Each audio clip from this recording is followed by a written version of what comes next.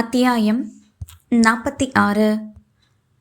என்னன்னு கொஞ்சம் சீக்கிரம் சொல்லி முடிச்சிடுங்க, அப்பதான் நான் கிளம்புறதுக்கு வசதியாக இருக்கும் என்று சொன்னாள் கனிகா. அவள் அப்படி சொன்னதும் விஜயன் அவளை அடிபட்ட பார்வையுடன் பார்த்து வைத்தான். என்று வெற்று சிரிப்பை ஒன்றை உதிர்த்துவிட்டு அவனுக்கு நடந்த இன்னல்கள் அனைத்தையும் சொல்ல ஆரம்பித்தான். கனிகாவை பார்த்தான். நான் உன்னை கொலை பண்ணவே இல்லை, அதை முதல்ல தெளிவாக புரிஞ்சுக்கோ. உன்னை நான் கொல்லணும்னு நினச்சிருந்தா எப்போவோ கொலை பண்ணி போட்டு போயிட்டே இருந்திருப்பேன். ஆனால் உன்னை நான் ஃபஸ்ட்டு எதுக்காக கொலை பண்ணணும்? உன்னைய காதலிச்சு கல்யாணம் பண்ணிக்கிட்டவன் நான். எதுக்கு நான் உன்னை கொலை பண்ண போகிறேன்? Okay, leave the topic. நான் டைரெக்டாக விஷயத்துக்கு வரேன்.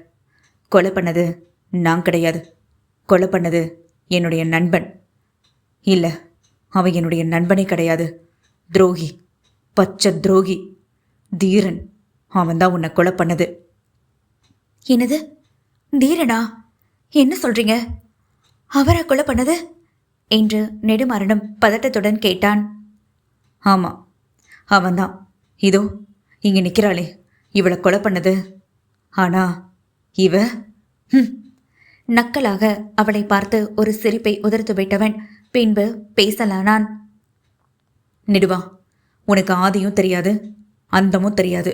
அதனால உனக்கு நான் எது பேசினாலும் புரியாது. முதல்ல இருந்து நான் சொன்னாதான் உனக்கு புரியும். ஆரம்பத்தில் எனக்கு கல்யாணத்துக்கு மேலே நம்பிக்கையே இல்லை. அந்த சௌந்தர்யா உன்னைய ரொம்ப நல்லா பார்த்துக்குவா, உன்கிட்ட ரொம்ப நல்லா பேசினா, நம்ம குடும்பத்துக்கு ரொம்ப ஏத்தவளா இருப்பான்னு அந்த பாலா போன தீரன் சொல்லி பேச்சை கேட்டு நான் அவளை கல்யாணம் செஞ்சுக்கிட்டேன். ஆனால் உண்மையே அது அப்படி கிடையாது. அவள் நம்ம மேலே இருக்கிற பணத்துக்கும் சொத்துக்கும் ஆசைப்பட்டு தான் கல்யாணம் பண்ணிக்கிட்டா. கல்யாணமான 2 வருஷமும் நான் அவகிட்ட சரியாக பேசுகிறதும் இல்லை. சாதாரண ஒரு ஃப்ரெண்ட்ஸ் போல தான் பேசிகிட்டு இருந்தோம். அவகிட்ட நான் உடல் அளவில் எந்த விதத்துலையும் நெருங்கவே இல்லை. பெங்களூர் போயிட்டு வந்ததுக்கப்புறம் தான் எனக்கு அவளோட அருமையே புரிஞ்சது. நம்மளோட மனைவியை நாம் இத்தனை நாள் காக்க வச்சது ரொம்ப பெரிய தப்புன்னு இல்லற வாழ்க்கைக்குள்ளே போகலாம்னு நினச்சிதான் நான் அன்னைக்கு ஊருக்கு வந்து சேர்ந்தேன். ஆனால் அங்கே நான் வீட்டுக்கு வந்து பார்த்தபோது அங்கே நடந்தது எல்லாமே ரொம்பவும் கொடூரமாக இருந்தது. இன்னும் அதை நினச்சா எனக்கு அருவருப்பாக தான் இருக்குது. அவளும் தீரனும் ஒரே படுக்கையில். அதற்கு மேல் பேச முடியாமல் விஜயன் கண்களை இறுக்க மூடிக்கொண்டவன், வேணாம், இதுக்கு மேலே இதை பற்றி பேசுகிறதுக்கு என்னால் முடியாது. சுருக்கமாக சொல்லிடுறேன். அவளுக்கும் தீரனுக்கும் உடல் அளவில் கனெக்ஷன் இருக்குது. எஸ், இல்லீகலான கான்டாக்ட் இருக்குது. அவன் மட்டும் கிடையாது, வேற மற்ற நபர்களும் இருக்காங்க. இது எல்லாத்தையும் மறைச்சு எனக்கு முழு துரோகத்தையும் பண்ணிட்டா. உன் மூலமாக தான் அவள் என்னை கல்யாணம் பண்ணிக்கிட்டா. அது எப்படின்னு உனக்கு தெரியுமா என அன்றைக்கு அவர்கள் ஹோட்டலில் வேண்டுமென்றே பர்ஸை தொலைக்கும்படி செய்து பின்பு அவளை எடுத்து கொடுத்து பின்பு அடுத்தபடியாக அவனுக்கு வேண்டுமென அவனுக்கு ஆக்சிடென்ட் ஆக வச்சு பின்பு அவளை வைத்தியம் பார்ப்பதாக சொல்லி அதற்கடுத்து நடந்த அனைத்து நிகழ்வுகளையும் ஒன்றொன்றாக எதற்காக செய்தாள், என்ன காரணத்தோடு செய்தாள் என்பதை சொல்லி முடித்தான் விஜயன். நோனா, நீங்கள் என்னைய ஏதாவது நம்ப வைக்கணுங்கிறதுக்காக தான் இத்தனையும் பண்ணுறீங்க. நான் கண்டிப்பாக சௌந்தர்யா அண்ணி மேலே எந்த விதமான தப்பு சொல்லவே மாட்டேன். இதோ இங்கே நிற்கிறாளே, இவளை நீங்கள் பார்த்துக்கணும், இவ கூடவே நீங்கள் வாழணும் அப்படிங்கிறதுக்காக தானே அவங்கள பற்றி தப்பு தப்பாக கண்டதையும் பேசுகிறீங்க என சொன்னபோது ஒரு நொடி விஜயமாறன் அவனை பார்த்தான். அந்த பார்வைக்குண்டான அர்த்தம் நெடுமாறனை விழுந்தடித்தது. அவனை நெருங்கிய விஜயன் நெடுமாறனின் சட்டை கலரை பிடித்து கொண்டான். ஏண்டா, இப்போ வந்த ஒருத்தி நம்புவ? கூடவே பிறந்து உனக்காக வாழ்ந்த உன்னை வளர்த்த உன் அண்ணனை நம்ப மாட்டல்ல என்று சொன்னதும் நெடுமாறன் ஒரு நிமிடம் ஸ்தம்பித்து போய்விட்டான். ஆமால, அவர் என்னுடைய அண்ணன். அதுக்கு பிறகுதான் மற்றவங்க எல்லாமே. நான் ஏன் என் அண்ணனை நம்பாம அவங்கள நம்பின என்ற சந்தேகம் என்ற எண்ணமும் அவன் கேள்வியும் இப்படி எல்லாமுமாக அவனுக்கு உதிக்க ஆரம்பித்து விட்டது. ஆனால் விஜயனிடம் உடனே அதற்குண்டான பதிலையும் கொடுக்க முடியாமல் பார்த்த விழிகள் பார்த்தபடியே இருந்தது. அதுக்கடுத்து என்ன நடந்ததுன்னு எல்லாத்தையும் சொல்லிடுறேன், முழுசையும் கேட்டுக்கோ. அதுக்கப்புறம் என்னுடைய முடிவுலேருந்து நான் பின்வாங்க மாட்டேன். இனி என்கிட்ட உறவுன்னு சொல்லிக்கிட்டு யாரும் வரவும் கூடாது. அதையும் மீறி யாராவது வந்தாங்கன்னா அதுக்கப்புறம் நான் மனுஷனாவே இருக்க மாட்டேன். ஒரு அரக்கனை போல தான் இருப்பேன். அவளை பற்றி முழுசாக தெரிஞ்சதுக்கப்புறம் அவகிட்ட இருந்து நான் எப்படியாவது டைவர்ஸ் வாங்கணும்னு முடிவு பண்ணேன். ஆனால் அதுவும் அவளுக்கு தெரியாமலே நடக்கணும்னு, அவளை வச்சிருந்து பழி வாங்கணும்னு, அவளை ஏதாவது ஒன்று செய்தே ஆகணும்னு, கூடவே அந்த தீரனையும் ஏதாவது பண்ணியே ஆகணும்னு நான் நினச்சிக்கிட்டே இருந்தேன். அவளை என்னால் உடனடியாக பழி வாங்கி இருக்க முடியும் தான். ஏதாவது பண்ணி அவளை நான் பண்ணி இருக்க முடியும். ஆனால் பண்ணக்கூடிய சூழ்நிலையில் நான் இல்லை. இந்த சமூகத்தில் பெரிய ஒரு ஆளாக நிற்கிறதுனால அவளோட பேர் டேமேஜ் ஆகிறது மட்டும் இல்லாமல் என்னோட பேரும் சேர்ந்து கெட்டு போகும் அப்படின்னு நான் நினச்சேன். அதோட உன்னோட பேரும் சேர்ந்து கெட்டு போகும். அதுக்காக தான் நான் எல்லா விதத்துலேயும் யோசனை பண்ணி அவளை பொறுத்து போனேன்னு சொல்கிறத விட அவளை கனகச்சிதமாக பழி வாங்கிறதுக்கான நாளை எதிர்நோக்கி காத்துக்கிட்டு இருந்தேன். இந்த நேரத்தில் தான் கனிகா அறிமுகமானா. அவகிட்ட என் மனசை பறி கொடுத்தேன். அவகிட்ட நான் வச்சிருக்கிறது காதல் தான். அது எனக்கு நல்லாவே தெரிஞ்சும் அவகிட்ட என்னுடைய காதலை தெரியவும் படுத்தினேன்.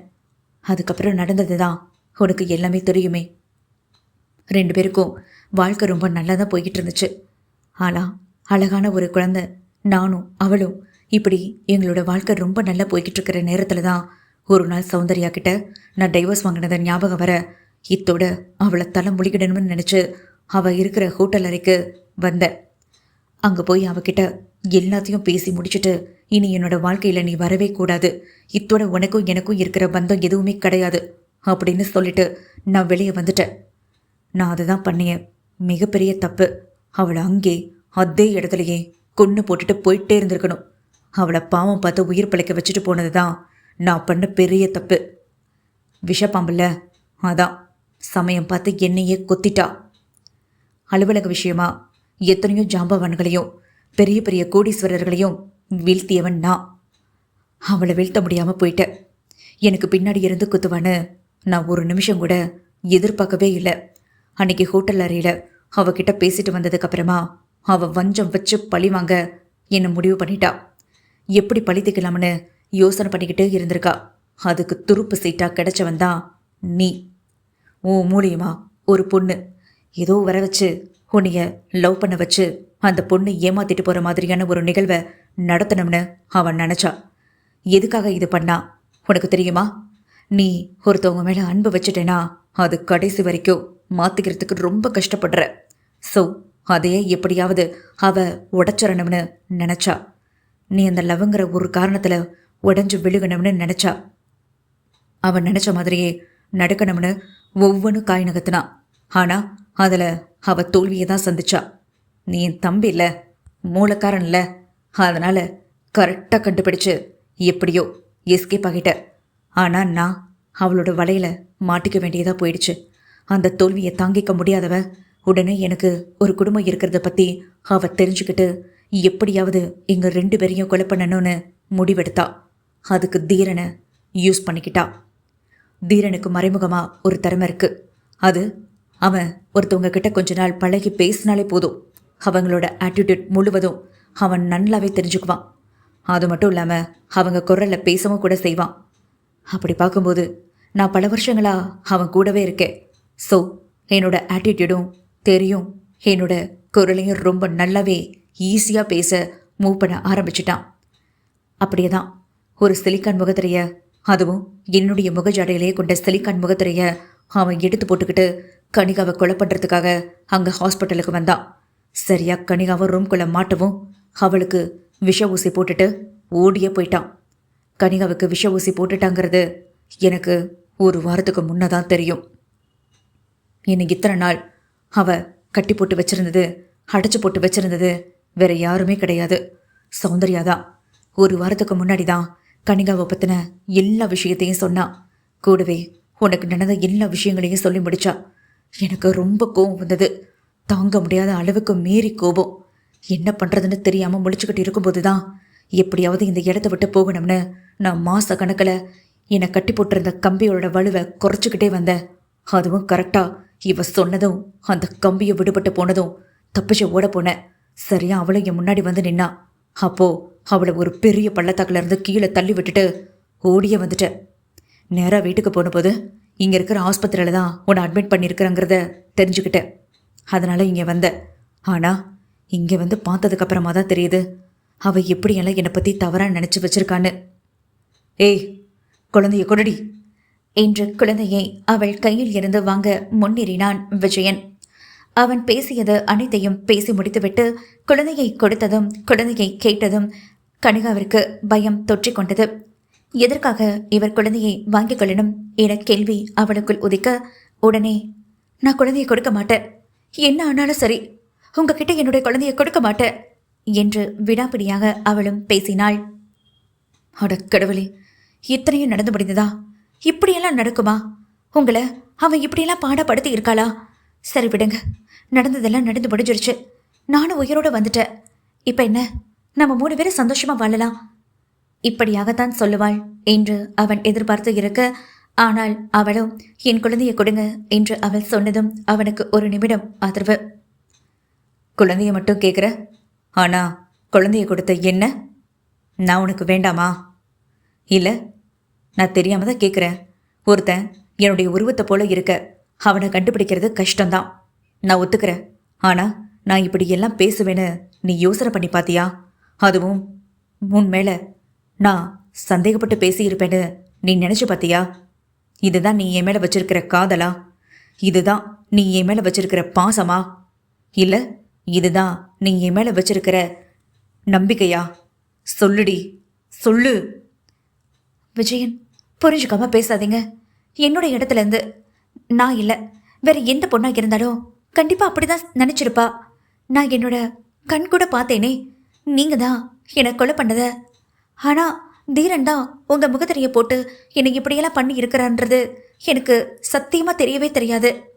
தெரிஞ்சிருந்தா நான் இப்படியெல்லாம் உங்ககிட்ட பேசியிருப்பேனா என்று அழுதபடியே பேசினாள் கனிகா. இன்னுமா உனக்கு புரியல கனிகா? நான் என்ன சொல்ல வரேங்கிறது கூட உன்னால புரிஞ்சுக்க முடியலையா? மீண்டும் அவள் என்னவென்று ஒரு பார்வையை பார்க்க அதற்கு அவனே பதிலும் கொடுத்தான். 1000மே நடந்திருக்கட்டும், உன்னை நான் கொலை பண்ணதாவே இருக்கட்டும், ஆனா ஒரு நிமிஷம், ஒரே ஒரு நிமிஷம் என் புருஷன் அப்படி பண்ணி இருக்க மாட்டாரு, இதுல வேற ஏதோ சதித்தட்டம் நடந்திருக்குன்னு ஒரு நிமிஷம் யோசனை பண்ணி பார்த்துருக்கலாம்ல. என்ன, நான் சொல்றது உனக்கு புரியுதா? இல்லை இப்பவும் புரியாத மாதிரி நடிக்கிறியா? ஐயோ, தப்பு பண்ணிட்டேனே, பெரிய தப்பு பண்ணிட்டேனே. ஒரு நிமிஷமாவது நான் நினச்சி பார்த்துருந்துருக்கணும். ஆனால் எனக்கு ஏன் அந்த எண்ணம் வரவே இல்லை? ஓரளவு இவரை நான் உண்மையாக காதலிக்கலையோ, அதனால தான் எனக்கு அந்த எண்ணம் வரலையோ என அவளுக்குள்ளாகவே அவளை பற்றியே தாழ்வாக நினைத்து கொண்டாள். தப்பு நான் பண்ணிட்டேனா? தவறு நான் இழைச்சிட்டேனா என்ற எண்ணம் அவளுக்குள் உருவானது. அவள் யோசித்துக் கொண்டிருக்கும் வேளையில் அவளிடமிருந்து குழந்தையை அவன் வேடுகென்று எடுத்துக்கொண்டான். அவளை திரும்பி பார்க்காத வாசலின் அருகே தாண்டி செல்லும் முன் கனிகா அவளை பார்த்து, நில்லுங்க நில்லுங்க என்று பின்னடியே வந்தாள். அவன் அவளை திரும்பி பார்த்து, உனக்கும் எனக்கும் இருக்கிற இந்த பந்தம் இத்தோடு முடிஞ்சிருச்சு. இந்த குழந்தை என்னால் உனக்கு கொடுக்கப்பட்டது, இந்த தாலி என்னால் உனக்கு கொடுக்கப்பட்டது. இது எல்லாத்தையும் நீ இழந்துட்டு உன்னை நான் நிற்க வைக்கிறேன். அதுக்கு காரணம் நான் இல்லை, முழுக்க முழுக்க நீ. யோசி, நல்லா யோசி. யோசனை மட்டுமே பண்ணிக்கிட்டே இரு, எந்த ஒரு முடிவும் எடுத்துடாத. இந்த குழந்தை உனக்கு இல்லை, இது என்னோட குழந்தை என்று சொன்னவன் இடத்தை காலி செய்தான். வேகமாக குழந்தையை எடுத்துக்கொண்டு வெளியே நெடுமாறனின் கார் அங்கு நிற்கவும் அதை எடுத்துக்கொண்டு கார் டிரைவரிடம் காரை எடுங்க என்று சொன்னான். கார் டிரைவரோ அவனை பார்க்க, என்ன என் மூஞ்சியை பார்த்துக்கிட்டே இருக்க? பேயா இல்லை பிசாசான்னு நினச்சிக்கிட்டியா? பேயும் இல்லை பிசாசும் இல்லை, வண்டியை எடு என்று அவனிடம் காட்டமாக பேசிவிட்டு தூங்கும் குழந்தையை ஆதரவாக தட்டி கொடுத்தபடியே வீடு வந்து சேர்ந்தான் விஜயமாறன். கார் ஒரு பக்கம் வேகமாக சீறிக்கொண்டு போய்கொண்டிருக்கும் வேளையில் இங்கு அவர்களின் பின்னாடியே ஓடி வந்து கொண்டிருந்தாள் கனிகா.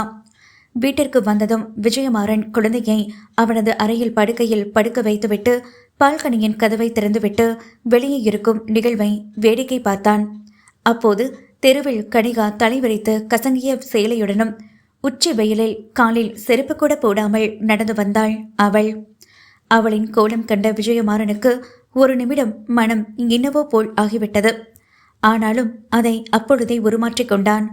முகத்தை வேண்டுமானாலும் நீ உருமாற்றிக் கொள்ளலாம், ஆனால் மனதை உருமாற்றிக் கொள்ள முடியுமா?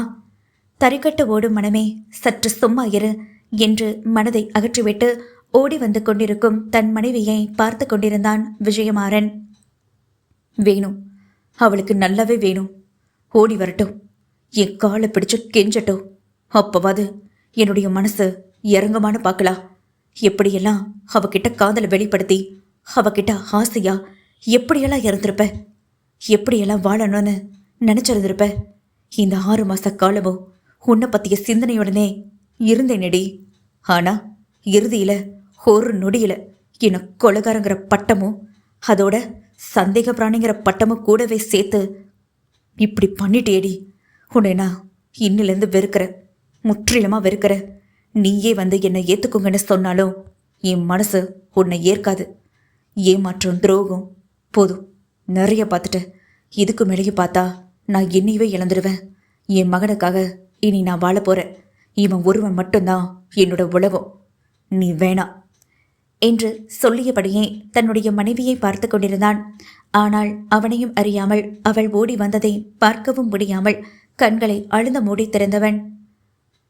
டாலுமா என்று அவனின் இதழ்களில் இருந்து வந்தது மெல்லமாக. ஆனால் அதுவும் காற்றோடு காற்றாக கலைந்து போய்விட்டது. அந்த காற்று மீண்டும் கனிகாவின் வாழ்வில் புயல் அடித்து வீச போகிறதா, அல்லது மேனியை தென்றல் போல் வருடி கொடுக்கப் போகிறதா என்பதை நாம் பொறுத்திருந்துதான் பார்க்க வேண்டும்.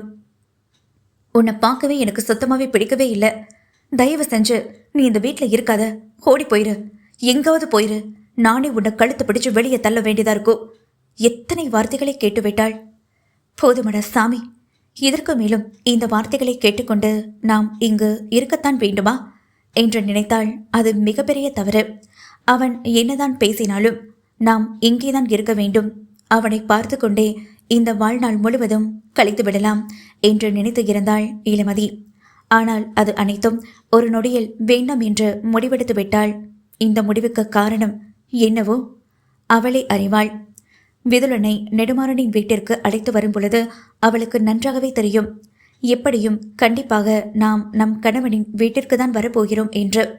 ஆனாலும் மனதை திடப்படுத்தி கொண்டுதான் வந்தாள். தான் என்னவாக வரப்போகிறோம் என்பதை அவளை முடிவெடுத்தும் கொண்டாள். ஏனெனில் தான் திடுத்துப்பை என்று வந்து முன்னே நின்றாள். எங்கே தன்னை கண்டுபிடித்து விடுவானோ, ஓரளவு பழையவை அனைத்தும் ஞாபகம் வந்து விடுமோ என அவளுக்குள்ளாகவே ஒரு எண்ணம் உதிக்க, அவள் அவனுடைய அண்ணனின் மனைவி என்று பொய்யாக சூழரைத்து கொண்டு அந்த வீட்டிற்குள் அடியெடுத்து வைத்தாள். ஆனால் அவளை பார்த்ததும் அவனுக்கு எந்தவிதமான ஞாபகங்களும் வரவில்லை என்பதை பார்த்ததும் தெரிந்து கொண்டாள். ஆனால் அதுவும் அவள் அடுத்ததாக பேசிய வரையில் மட்டும்தான். இளமதி தன்னுடைய பெயரை மாற்றிவிட்டால்தான். கனிகா, நான் உங்களின் அண்ணனின் மனைவி என்று சொன்னதும் அவனுக்கு ஒரு நிமிடம் புரிய முடியாத ஒரு பார்வையும் உணர முடியாத ஒரு உணர்வையும் வெளிப்படுத்தினான். அந்த பார்வைக்கு உண்டான அர்த்தத்தை அவள் நன்கு அறிந்து கொண்டாள். அதன் காரணமாகவே அவள் அவனிடம் அப்படியெல்லாம் நடந்து கொண்டாள்.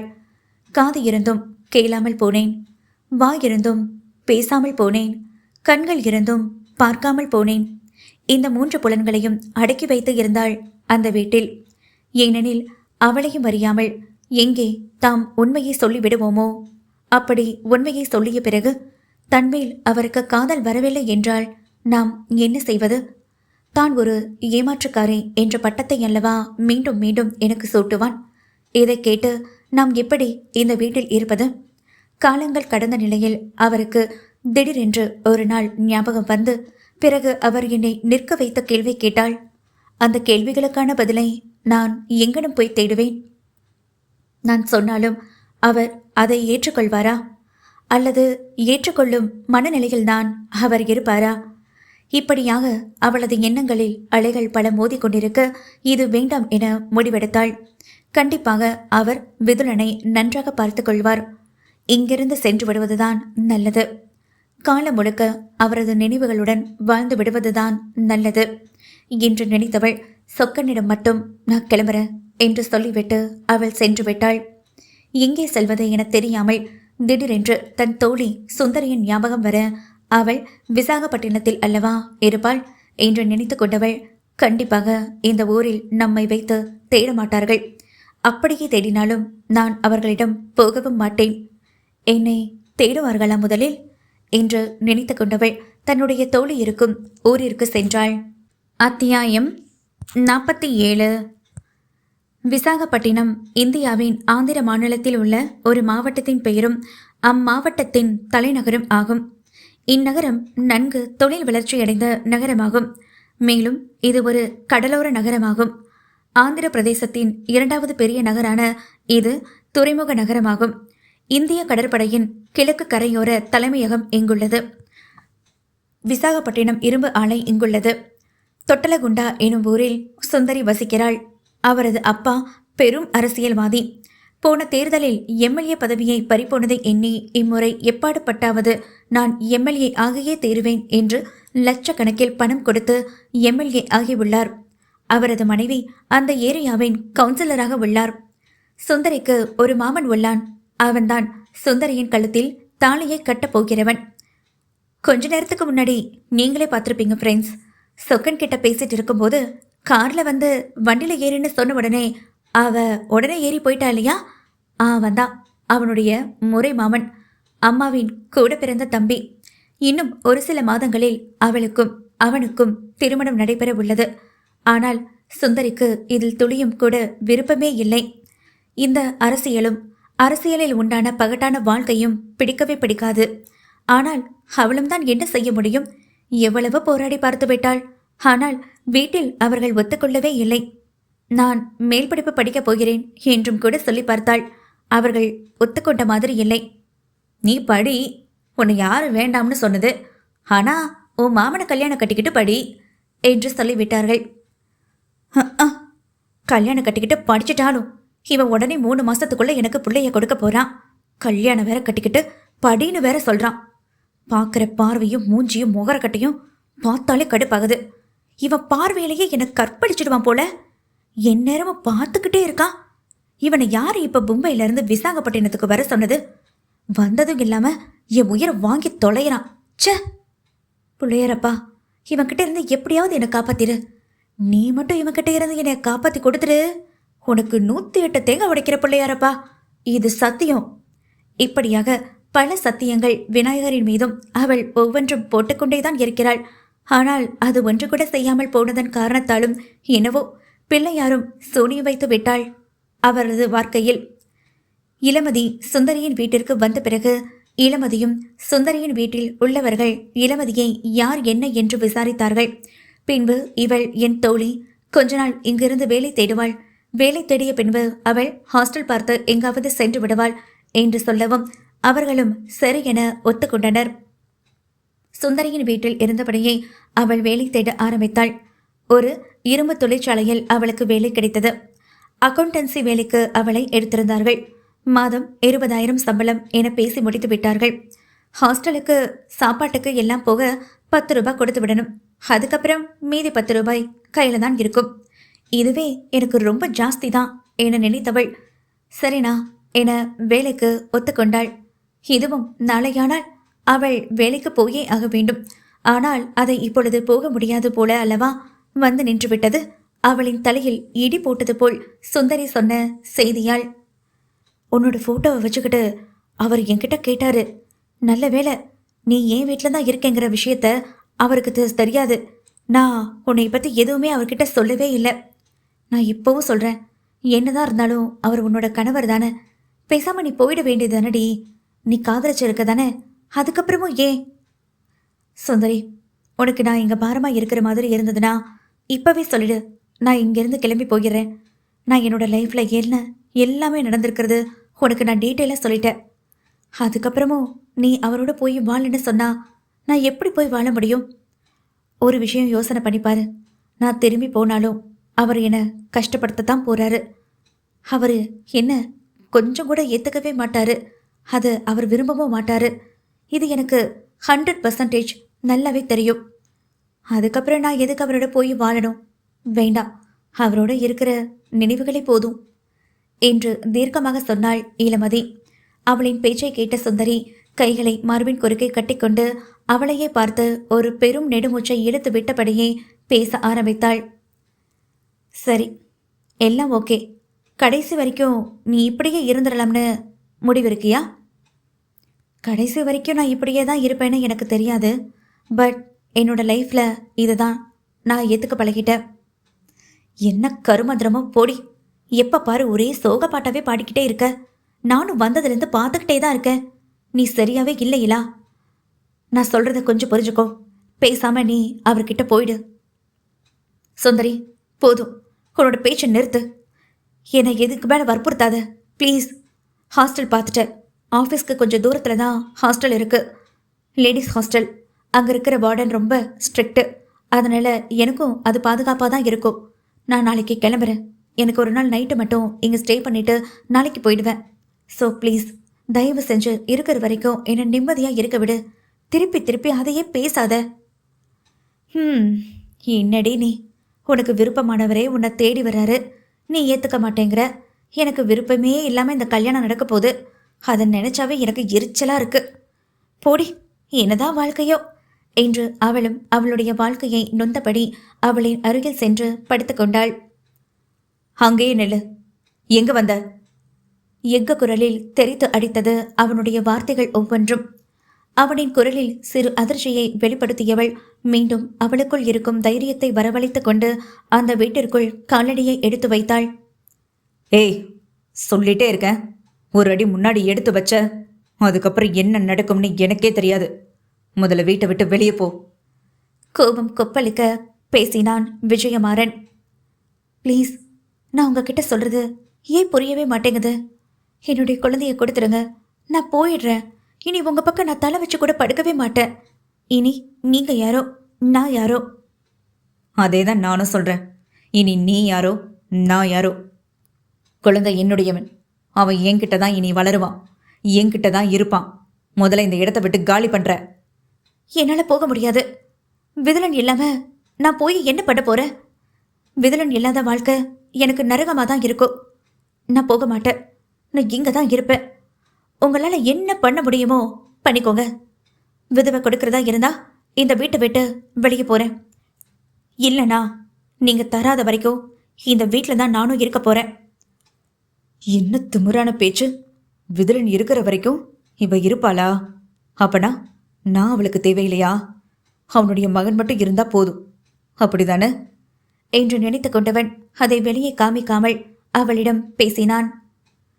என்ன கொள்ளக்காரன்னு சொன்னவ இந்த வீட்டில் இருக்கக்கூடாது. வெளியே போடி. ஐயோ, உங்களுக்கு ஏன் புரிய மாட்டேங்குது? உங்களை நான் கொலைகாரன்னு சொன்னது உங்க சாயல்ல. உங்களை மாதிரியே இன்னொருத்தவங்க வந்து என்னை கொலை பண்ணுவான்னு எனக்கு என்ன தெரியும்? அதனால தான் உங்களை நான் கொலைகாரன்னு சொன்னேன். மற்றபடி வேற எதுவுமே கிடையாது. திருப்பி திருப்பி என்னுடைய விஷயத்தை நியாயப்படுத்தணும்னு நினைக்கும் போதெல்லாம் நீங்கள் ஒவ்வொரு முறையும் அதை விடாதபடியாகவே பிடிச்சுக்கிறீங்க. ஏன் என்னுடைய தரப்பில் இருக்கிற நியாயத்தை நீங்கள் புரிஞ்சுக்கவே மாட்டேங்கிறீங்க? அதையே தான் நானும் கேட்குறேன். உன் மனசில் என்னோட புருஷன் இந்த மாதிரி தப்பு பண்ணியிருக்க மாட்டார்னு உனக்கு கொஞ்சம் கூட தோணவே இல்லைல்ல? இதற்கு அவள் என்ன பதில் சொல்லுவாள்? மருத்துவமனையிலும் இதே கேள்வியை கேட்ட பொழுதும் ஊமையாகவே இருந்தாள். மீண்டும் இதே கேள்வியை அவன் கேட்கவும் அவள் துடித்துதான் போனாள். ஏன் எனக்கு தோணாமல் போய்விட்டது என்று அவளையே அவளுக்கு குற்றத்தை சாடிக்கொண்டாள். என்னை மன்னிச்சிடுங்க விஜய், எனக்கு அது தோணலை. அப்போ நீ என்ன உண்மையா காதலிக்கல? அதுதான் உண்மை. நோ, அப்படி மட்டும் சொல்லிடாதீங்க. நான் உங்களை ரொம்பவும் காதலிச்சேன். இப்பவும் உங்களை காதலிச்சுட்டு தான் இருக்கேன். ஆனால் நீங்கள் தான் என்னை ஏற்றுக்க மறுக்கிறீங்க. என்ன சொன்ன? திருப்பியும் சொல்லு. நான் உங்களை இப்பவும் காதலிச்சுட்டு தான் இருக்கேன் என்று ஒவ்வொரு வார்த்தைகளும் பயந்தபடியே அவனின் முகத்தை பார்த்து பேசுவதற்குள் கண்ணாமொழி இரண்டும் வெளியே வந்து விழுந்து விடுவது போல் இருந்தது. இப்பவும் என்னை நீ காதலிச்சுக்கிட்டு தான் இருக்கியா? இதை என்ன நீ நம்ப சொல்றியா? நான் ஒன்றும் முதல்ல இருந்த விஜயன் கிடையாது. இப்போ இருக்கிறவன் வேற. ஆமாம், நான் முதல்ல இருந்த விஜயனை தான் காதலிச்சேன். இதோ இப்படி கோபமா ஆக்ரோஷமா அரக்கிற மாதிரி பேசுகிற விஜய் எனக்கு துளியும் பிடிக்கவே இல்லை. நான் என்ன பண்ணாலும் என்னை அப்படியே ஏற்றுக்கிற விஜய் தான் எனக்கு பிடிச்சது. ஆனால் இந்த விஜயன் எனக்கு சுத்தமாகவே பிடிக்கவே இல்லை. அடச்சி, நிறுத்துடி. உனக்கு பிடிச்சா என்ன, பிடிக்கலன்னா எனக்கு என்ன? முதல்ல வீட்டை விட்டு வெளியே போடி. முடியாது விஜய், நான் இங்க தான் இருப்பேன். உங்களால என்ன பண்ண முடியுமோ பண்ணிக்கோங்க என அவனை நெஞ்சில் கை வைத்து தள்ளிவிட்டு அவள் விதுலன் இருக்கும் அறைக்குள் சென்று விட்டாள். இடியட், சொல்லிக்கிட்டே இருக்கேன். எவ்வளவு தைரியம் இருந்தா உள்ள போவா. அவளை என்ன பண்றது என அவன் உள்ளே போகும்போது விதுலனை கையில் எடுத்துக்கொண்டு அவனை கொஞ்சினாள். மகனின் முன் சத்தம் போட வேண்டாம் என்று அமைதி காத்தான். சிறிது நேரம் அவளையும் மகனையுமே பார்த்து இருந்தவன் கோபம் தலைக்கு ஏறிக்கொண்டே இருந்தது. நான் சொல்ல சொல்ல கேட்காம வீட்டுக்குள்ள புகுந்தது மட்டும் இல்லாம குழந்தைய வச்சுக்கிட்டு கொஞ்சம் வர சரியா? உன்னை என்ன பண்றான் பாருடி என்று பால்கனி பக்கம் சென்றவன் அவளை பார்த்து குழந்தையை தூங்க வச்சுட்டு இங்க வா என்று சொன்னான். அவளும் குழந்தையை படுக்கையில் படுக்க வைத்துவிட்டு அவன் அருகே வந்து நின்றாள். அப்போ நீ போக மாட்ட, ரைட்? சரி, போக வேணாம், இங்கே இரு காலம் முழுக்க. ஆனா ஒரு கண்டிஷன். அவளோ என்ன என்று கேட்க, இந்த வீட்டில் நீ விதுலனுக்கு அம்மாவா இருக்கலாம். ஆனா என்னை பொறுத்தவரை நீ ஒரு வேலைக்காரி மட்டுமா தான் இருக்க முடியும். எக்காலத்திலையும் நீ என்னை நெருங்கவே முடியாது. நெருங்கவும் விட மாட்டேன் நான். உன் மேலே வச்சிருந்த காதல் அத்தனையுமே போயிடுச்சு. இனிமே உன் மேலே ஒரு துளி காதல் கூட எனக்கு வராது. காதலுக்கு அச்சாரமே நம்பிக்கை தாண்டி. அந்த நம்பிக்கை இல்லாத இடத்துல நான் எதுக்குடி உன்னை தொல்லையில தூக்கி வச்சுக்கிட்டு கொண்டாடணும்? நான் உன்னை கொண்டாடின காலமெல்லாம் முடிஞ்சு போச்சு. இனி காலில் மிதிச்சு போடுற காலம்தான் பாக்கி. அதனால வீட்டில் வேலையை செஞ்சுக்கிட்டு ஒரு ஓரமாக இருக்கிற வழி என்னவோ அதை பாரு. உன் மகனோட இருக்கலாம், பேசலாம், கொஞ்சலாம், எல்லாமே பண்ணலாம். ஆனால் என் கண்ணு முன்னாடி மட்டும் வந்து நின்றுடாத. குறிப்பா இந்த வீட்டில் நீ ஒரு வேலைக்காரியாக மட்டும்தான் இருக்கணும். உனக்கு மாச சம்பளம் போட்டு விடுவேன். இந்த வீட்டை விட்டு நீ எங்கேயும் போகக்கூடாது. அப்படி இருக்கிறதா இருந்தா நீ இரு, இல்லையா இப்பவே நடைய கட்டு. என்னுடைய பின்புலத்தை வச்சு நான் என்ன வேணாலும் பண்ண முடியும். இந்த குழந்தை உன்னுடையது இல்லைன்னு கூட என்னால் சொல்ல முடியும். உனக்கு உன் குழந்தை வேணுமா, இல்லை உன் ரோஷம்தான் முக்கியமா? சொன்னதும் அனைத்தும் விஜயன்தானா? அவருடைய வாயிலிருந்துதான் இத்தனை கொடூரமான வார்த்தைகளும் விஷயங்களும் என் காதில் கேட்டு உள்ளதா? கடவுளே, இது நான் நம்பலாமா, இல்லை நம்பாமல் இருக்கலாமா? இது கனவா அல்லது நிகழ்வா? என்னால் நம்பவே முடியலையே. என்னை எப்படியெல்லாம் உருக பிறக காதல் செய்தான். இப்பொழுது என் மனதை நொடிய வைக்கிறானே. அவளுடைய இதயம் கொஞ்சம் கொஞ்சமாக நொறுங்க ஆரம்பித்ததை அவனால் உணர முடிந்தது. ஆனால் அதை வெளிக்காட்டிக் கொள்ளாமல் அவளின் முகத்தை கூட பார்க்க பிடிக்காமல் அவன் திரும்பிக் கொண்டான். ஏ, பார்க்க பிடிக்காமல் திரும்பிக் கொண்டாய்? இல்ல பார்த்தா அவளின் பக்கம் மீண்டும் சாய்ந்து விடுவான் என்ற அவநம்பிக்கையா? என்ன பதில் சொல்ல போற? என்னையவே பார்த்துட்டு இருந்தா உனக்கு பதில் கிடைக்க போகுதா என்ன? விஜய், உங்களோட வாயிலிருந்து இப்படி ஒரு வார்த்தை வரும்னு நான் கொஞ்சம் கூட நினைச்சு பார்க்கவே இல்லை. நீங்களே இப்படியெல்லாம் பேசுனது? கேட்டதுக்கு பதில் என்று சொன்னவன் பேண்ட் பாக்கெட்டில் உள்ள சிகரெட்டை எடுத்து வாயில் வைத்தான். எனக்கு என் மகன்தான் முக்கியம். அவன் எங்க இருக்கானோ கண்டிப்பா நான் அங்கதான் இருப்பேன். நீங்க சொன்ன மாதிரி அவனுக்கு அம்மாவா இருப்பேன். இந்த வீட்டில் ஒரு வேலைக்காரியாவே இருக்கிற. மாசமான சம்பளம் என்னுடைய பேங்க் அக்கவுண்ட்ல போட்டு விட்டுடுங்க. இதுக்கு மேல நான் வேற என்ன பதில் சொல்ல என்று சொல்லிவிட்டு மகனின் அருகில் சென்று அமர்ந்து விட்டாள். விஜயன் கண்டிப்பாக எதிர்பார்த்த பதில்தான் இது. அவள் இப்படியாகத்தான் தேர்ந்தெடுப்பாள் என்று அவனுக்கு நன்றாகவே தெரியும். அவள் தெருவில் தலைவிரி கோலமாக காலில் செருப்பு இல்லாமல் ஓடி வருவதை அவன் கண்டதும் அவனுடைய இருதயமே நடுங்கி போனது. என்னவள் பரிதவிப்புடன் நொறுங்கி போய் வருகிறாளே, அவள் வருவதை பார்த்தால் என் இதயமும் நொறுங்குகிறதே என்று அவன் நினைத்தான். கன நேரத்தில் அவனுடைய மனதில் இவ்வாறாக செயல்படுத்தியும் கொண்டான். அவளை தன்னுடன் தக்க வைத்துக் கொள்ள வேண்டும். ஆனால் அவள் தன்னை கொஞ்சம் கூட நம்பிக்கை இல்லாமல் கொலைகாரன் என்ற பட்டத்தை சூட்டிவிட்டாளே என்பதை அவள் உணர வேண்டும். என் காதலை இன்னும் அவள் புரிந்து கொள்ளாமல் இருக்கிறாள். புரிவதற்கான நேரத்தை பிரிவின் மூலம் கொடுக்க வைத்தான். கொடுக்க வேண்டும் என்றும் நினைத்தான் விஜயன். இதன் மூலமாகவே அவன் இவ்வாறு பேசியது எல்லாம், அவன் பேசிய ஒவ்வொரு வார்த்தைகளும் அவளுக்கு வலித்ததோ என்னவோ. கண்டிப்பாக வலித்திருக்கும்.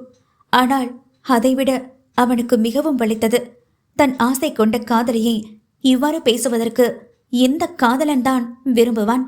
ஆனால் அவள் செய்த செயல் அப்படியாக இருக்க அவன் மனதை கல்லாக்கிக் கொண்டு செய்தான். வேலைக்காரிக்கு படுக்கையில் இடமில்ல, கீழே உட்காரடி என்றான் விஜயன். படுக்கையில் அமர்ந்திருந்தவள் மடார் என்று கீழே அமர்ந்து கொண்டு மகனின் கையை தொட்டு பார்த்து கொண்டிருந்தாள். விதலன் உறங்கும் போது உனக்கு இங்க அனுமதி இல்லை. கிளம்பி கீழே போ, அங்க உனக்கு நிறைய வேலை இருக்கும், அதை பார்த்தா போதும், கிளம்பு என அவளை கீழே அனுப்பிவிட்டான். அவளும் எந்தவித மறுபேச்சும் பேசாமல் அவனை பாவமாக ஒரு பார்வை பார்த்துவிட்டு விதுரன் மீதும் ஒரு பார்வையை சென்றுவிட்டு அவள் கீழே வேலை செய்வதற்கான இடத்தை நோக்கி சென்று விட்டாள். இந்தம்மா பொண்ணு, கொஞ்சம் நில்லு. ஆ, யாரை கூப்பிடுறீங்க? என்னை வா. ஆமா, உன்னை தான் கூப்பிடுறேன். பேரு கேட்டா பேரை மட்டும் சொல்ல மாட்டீங்க, ஃபோன் நம்பர் மட்டும் வாங்கிட்டு கிளம்பிட்டீங்க. அந்த பொண்ணு கிடைச்சாளா என்று கேட்டான் சொக்கன். சுந்தரி எப்பொழுதும் வீட்டில் இருக்கவே மாட்டாள். சொல்லப்போனால் வீட்டில் அடங்கி இருப்பது அவளுக்கு சுத்தமாக பிடிக்காத ஒன்று. எப்பொழுதும் ஊர் சுற்ற கிளம்பி விடுவாள். ஷாப்பிங், மால் செல்வது, பீச் பக்கம் செல்வது, பார்க், இவ்வாறாக தோழிகளுடன் அவள் நேரத்தை செலவழிப்பாள். வீட்டில் உள்ளவர்களும் அவளுக்கு தேவையான பணத்தை கொடுத்துவிட்டு சென்று விடுவர். வீட்டிற்கு ஒரே பிள்ளையாதலால் மிகவும் செல்லம். ஆனாலும் காதல், கல்யாணம் இது மாதிரியான விஷயங்களுக்கு எல்லாம் கண்டிப்பாக அவளிடத்தில் எந்த ஒரு அனுமதியும் கொடுக்கப்படாது. அப்படி இருக்கும் பொழுது பள்ளி பருவத்தில் அவளுடன் படிக்கும் ஒருவன் அவன் காதலை சொல்ல இவளும் அதை ஏற்றுக்கொண்டு இருவரும் காதலிக்கலாம் என்று நினைத்தனர். அடுத்த நாளே அவர்களின் காதல் விவகாரம் தெரிந்து அவளது அப்பா அவளை அழைத்து கொண்டு வந்து விட்டனர். மீண்டும் கெஞ்சி கூத்தாடி சென்னைக்கு சென்று படித்து முடித்து வருவதற்குள் அப்பாடா, அவளுக்கு போதும் போதும் என்று ஆகிவிட்டது. என்று கேட்டால் தெரிந்து ஓடி விடுவாள். கல்யாணமா, இவனுடனா என்று நினைக்கும் பொழுது மிகவும் மன வருத்தமே அவளுக்கு வந்துவிட்டது. ஏனெனில் அவளுக்கு இந்த திருமணம் சுத்தமாக பிடிக்கவே இல்லை. திருமணம் பிடிக்கவில்லை என்பதை விட திருமணம் செய்து கொள்ளப் போகும் தன் தாய் மாமனை அவளுக்கு பிடிக்கவே இல்லை. எந்நேரமும் வாயில் பான் பிராக்கும் பீடி நாத்தமும் ஐயையோ அவளுக்கு எரிச்சலைத்தான் கொண்டு வந்தது. இவனை போய் கல்யாணம் கட்டிக்கிட்டு வாழ சொல்றாங்களே, எங்க அம்மாவுக்கும் எங்க அப்பாவுக்கும் ஏதாவது பைத்தியம் பிடிச்சு போச்சு போல என்று அவள் நினைத்து வைத்திருக்க, ஆனால் அது அவ்வாறாக இல்லை என்பதை அடுத்த சில நாட்களிலேயே அவள் தெரிந்து கொண்டாள். ஆம், அந்த அவனுடைய தாய் மாமனுக்கு கோடிக்கணக்கில் சொத்து உள்ளது. சொத்தில் கால்வாசி பங்கு மட்டுமே அவளின் அம்மா பெயருக்கு எழுதி கொடுத்திருந்தனர் அவர்களுடைய பெற்றோர் இருவரும். இதையெல்லாம் அறிந்து கொண்ட சுந்தரியின் அம்மா பேசாமல் தன்னுடைய தம்பியை சுந்தரிக்கு மனமுடித்து கொடுத்து விட்டால் சொத்து முழுவதும் சுந்தரிக்கு தான் போய் சேரும். அது மட்டுமல்லாமல் அவர்களுக்கு பிறக்கும் குழந்தையும் சீவகமாக இருப்பார் என்று நினைப்புதான் அவனுடைய தம்பிக்கு திருமணம் செய்து வைக்க முடிவு எடுத்தனர். பத்திரிகை மடித்து முடித்தாயிற்று. இன்னும் ஒரே மாதத்தில் திருமணமும் நடைபெறப் போகிறது. கல்யாணம் பண்றதும் அவர்களை வீட்டில் அவரையே வெளியே விட யாரும் அனுபவிப்பது இல்லை. ஆனால் அவள் சும்மா இருப்பாளா? சரியான சூட்டிக்கார பெண். அதனால் வீட்டில் ஜன்னலில் உள்ள கம்பியை பெயர்த்து எடுத்துவிட்டு தினமும் வெளியே எங்காவது சென்று விட்டு வருவாள், யாருக்கும் தெரியாமல். பிறகு யாருக்காவது தெரிஞ்சால் அவ்வளவுதான்.